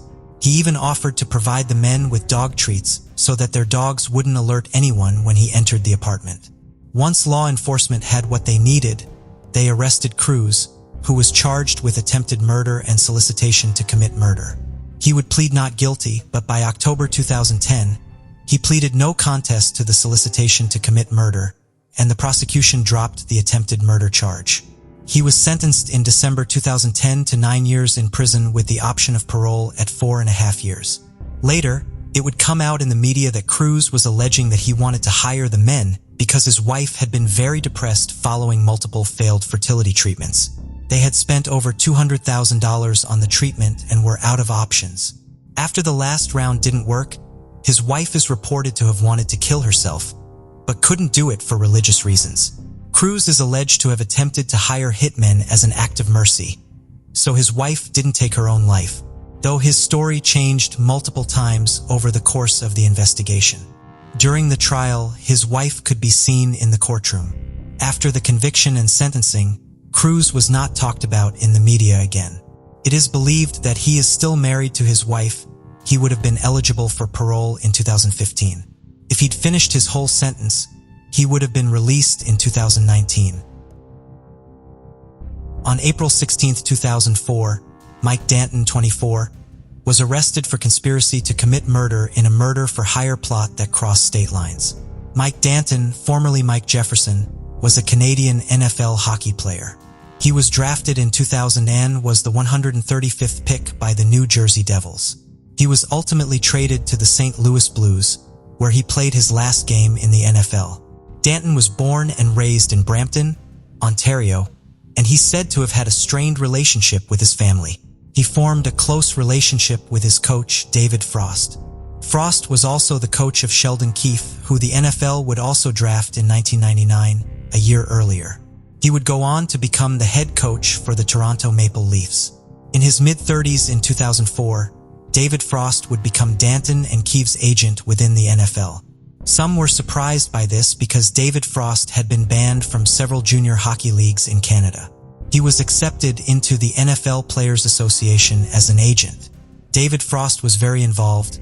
Some would say he controlled what Danton could and couldn't do, making it so Danton had to come to Frost for every issue about his career. So what happened with Mike Danton? The FBI's order of events was that Mike Danton, while in the playoffs in San Jose, California against the San Jose Sharks, Mike Danton called a woman that he'd had a brief relationship with, Katie Wolfmeyer, asking if she knew anyone who could help him hire someone for $10,000 to have someone killed. Katie then got Danton in touch with her acquaintance, Justin Levi Jones. Some reports say that Jones was with Katie when she first got the call and offered to help.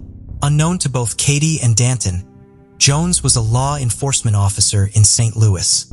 Jones reported that plan to the authorities, who then set up a recording so that Jones could accept the hit. Danton would ask Jones to kill the person that was staying in his apartment in the next few days.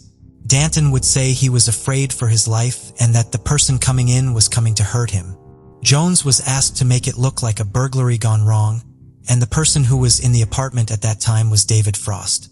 The FBI would stipulate that Danton had a fight with Frost over his behavior of drinking and partying, and that Danton was worried that Frost would tell the NFL team about it, so that he wanted to have Frost killed before he could. Frost would deny to the media that he was the intended target even today. Danton and Frost would have multiple phone conversations while Danton was in jail awaiting trial until a judge banned communication between the two. The FBI had released some of these conversations. They would show a unique relationship between the two, including Frost telling Danton, "If you love me, you should say it," with Danton ending the phone call with "I love you." These phone conversations would bring some speculation of more of a relationship between the two, but it's never been confirmed. While awaiting trial, Danton's lawyers had him evaluated by a psychologist. It is believed that they might have tried to mount an insanity defense, but in July 2004, Danton pleaded guilty to the federal conspiracy to commit murder. Because the phone call had crossed state lines, it was a federal case from the beginning. When he pleaded guilty, he said David Frost had been the intended target. Prosecutors allowed Danton to apply to be moved to a Canadian prison facility as he pleaded guilty. At that time, Danton's lawyers hoped to get him moved quickly because it was believed that they could get him better help in Canada, as that prison system had better counseling opportunities for inmates. Mike Danton was sentenced on November 9, 2004 to 7.5 years. In March 2009, after 5 years in federal prison, the United States Bureau of Prisons approved Mike Danton's transfer to a Canadian prison. On September 11, 2009, Mike Danton was released from prison on parole. Conditions of his parole include no face-to-face meetings with David Frost and no contact with his father. Katie Wolfmeyer was also arrested on the same charge of conspiracy to commit murder. Her case went to trial as she turned down a 2-year plea deal. She was eventually acquitted of all charges on September 2004. Mike Danton didn't testify at her trial. After being convicted, Mike Danton revealed that his intended target was his father. Danton said that he'd feared for his life around his father when he'd been abused by his father both physically and sexually. Mike Danton's father has denied this all and blames David Frost for his son's behavior and career downfall. There are multiple allegations against Frost for sexual harassment from other NFL and junior NFL players. He was charged in 2008 and went to trial, but was acquitted in the end due to insufficient evidence. His systematic abuse appears to be an open secret in the NFL.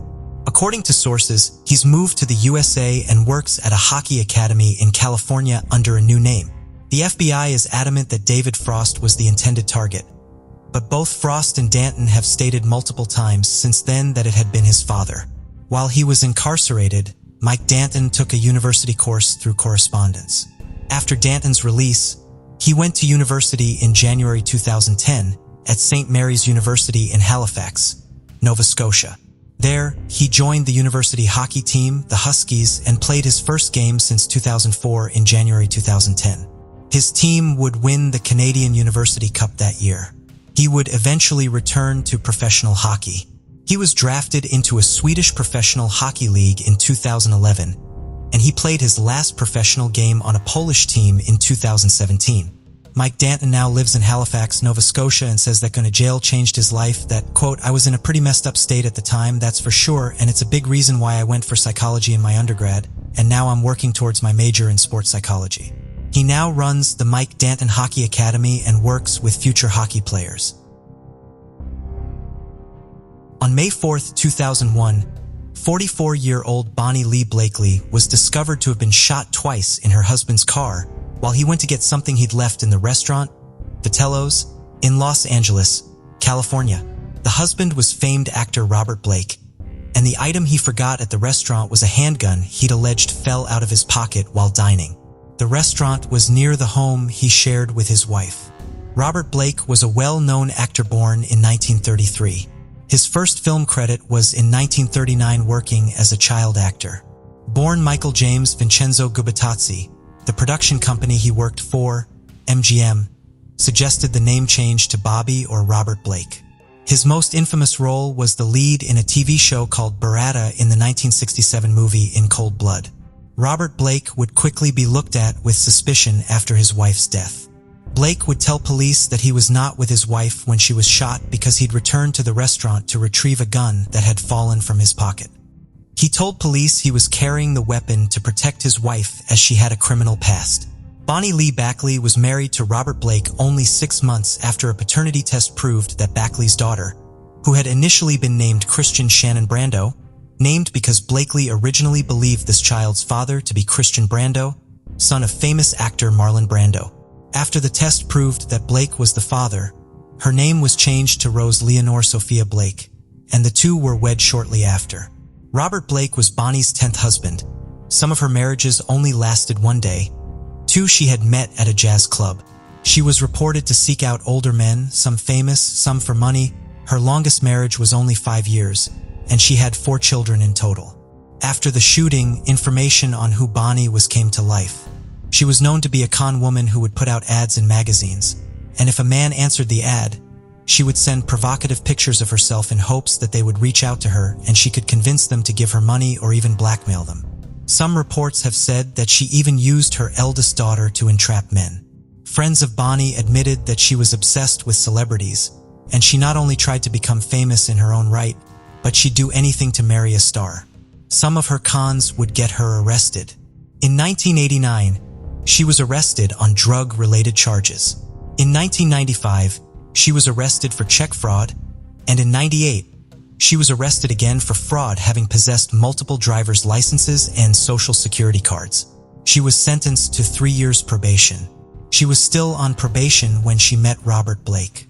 Bonnie is alleged to have used men to get ahead and put herself in the limelight, so it was said that when she snagged a real Hollywood star, an established actor with a storied career, it had been a dream come true, but the feeling wasn't shared with her new husband. Law enforcement revealed to the press that the gun Blake had left in the restaurant had been tested, and it was confirmed to have not been used to shoot Bonnie. However, on the day of the murder, Blake was tested for gunshot residue on his hands and clothes and tested positive. There were no residue on his hands and clothes and tested positive. There were no witnesses to the crime.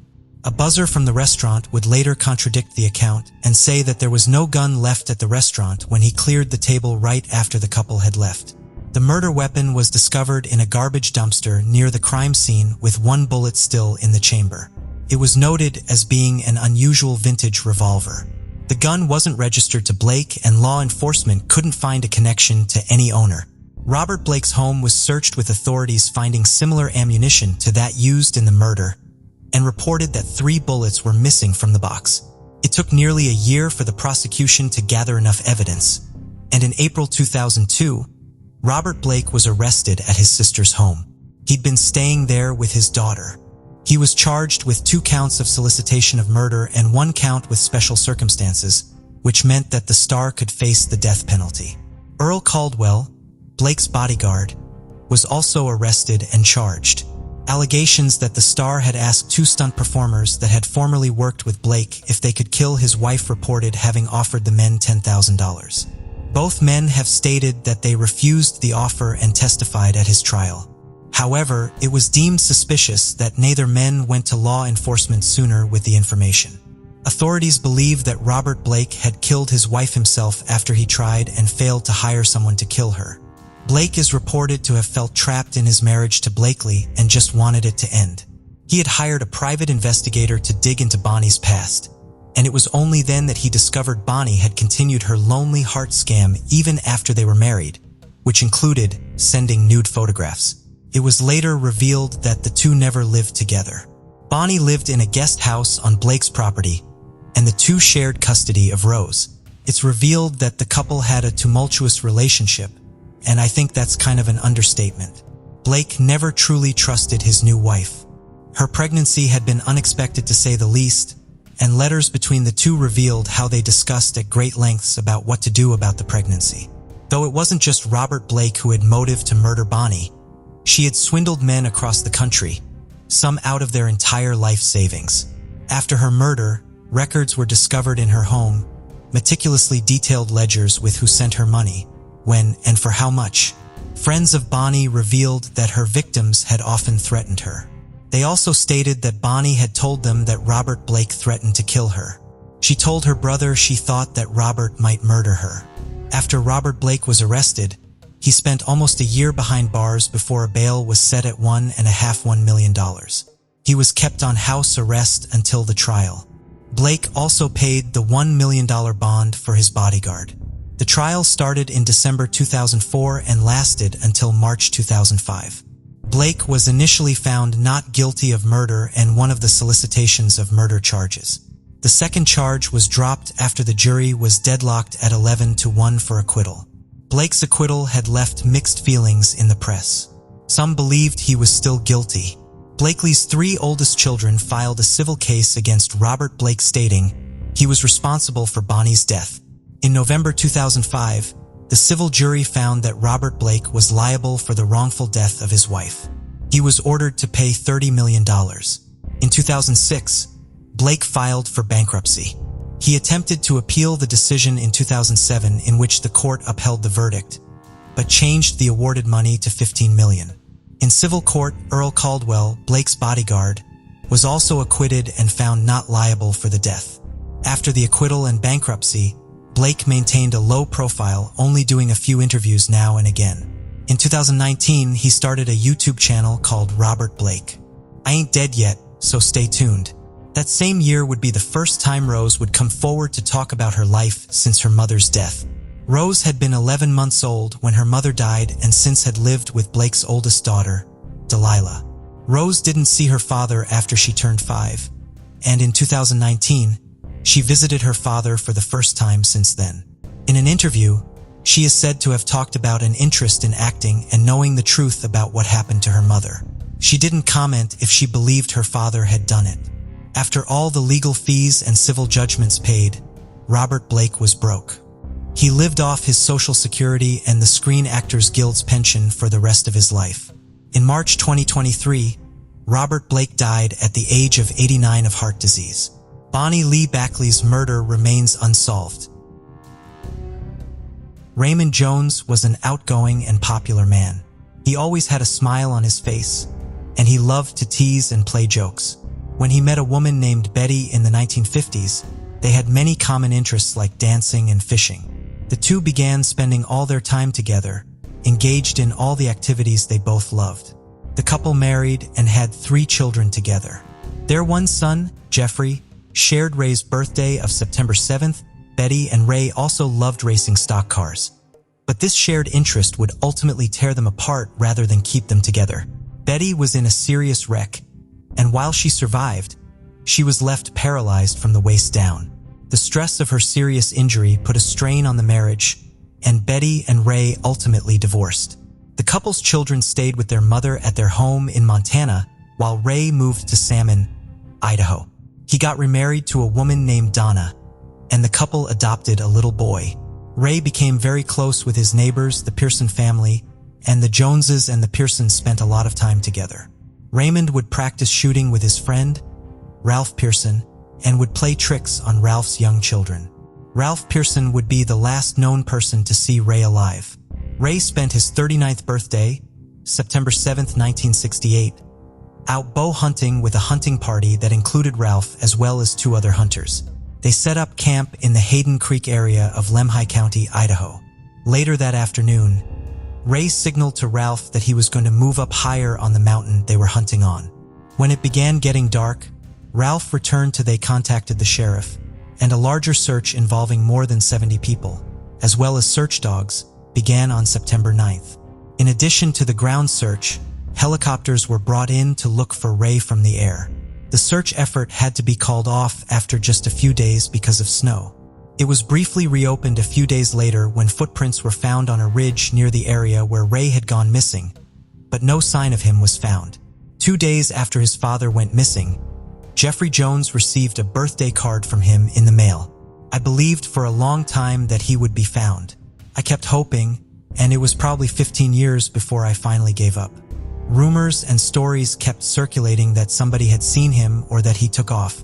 I heard all this stuff and just kept expecting or hoping that he would walk through the door one day, Jeffrey would later say. Ralph Pearson never used the bow he had been hunting with on the day Ray vanished again. It remained on the top shelf of his closet until he passed away in 2010, and possession of it went to his daughter Kendra. The last thing Ralph's daughter Karen said to him before he died was, "Dad, go find Ray." Ray would not be found until 53 years and 10 days after he disappeared. Around 4 p.m. on September 17, 2021, a bow hunter was taking a shortcut between 2 hunting areas when he came across human remains. He called the Lemhi County Sheriff's Office to notify them of his discovery. Because it was so late in the day, they were not able to come of Raymond Jones. The bow hunter who found the remains has not been publicly identified, but he has spoken to Ray's family. I'm very relieved to know what happened. I'm grateful to the guy that found him. I couldn't have asked for a better person to find my dad. After talking to him, he's just a super guy, Jeffrey Jones said after speaking with the hunter. Ray had told the other hunters he had wanted to look for mountain goats that day while they were back at camp. A large rock matching the type of rock that made up the cliffs above where the remains were found was found covering the lower half of the remains. The hunter who found Ray told Jeffrey that he believed Ray may have seen mountain goats at the top of the cliffs and then tried to climb up the cliff to see them better. Part of the cliff may have broken off as he did so and landed on top of him after he fell. The past week and a half have been surreal, but I'm very lucky to know what happened to my dad after all these years, Jeffrey said after his father's remains were found. I could have gone my whole life without knowing, but now I know, and it brings some peace. Jeffrey planned to bring his father's remains back to Montana so that Ray can be buried next to his parents. Thank you for joining us on this journey into the depths of unsolved mysteries. Cold cases not only challenge our understanding of the past, but also ignite our curiosity and determination for answers. Remember to subscribe to stay updated on our latest investigations. And if you have any information regarding the cases we've covered, don't hesitate to reach out. Together, we can shed light on the shadows of the past and bring closure to those who seek it. Until next time, stay vigilant, stay curious, and never stop seeking the truth.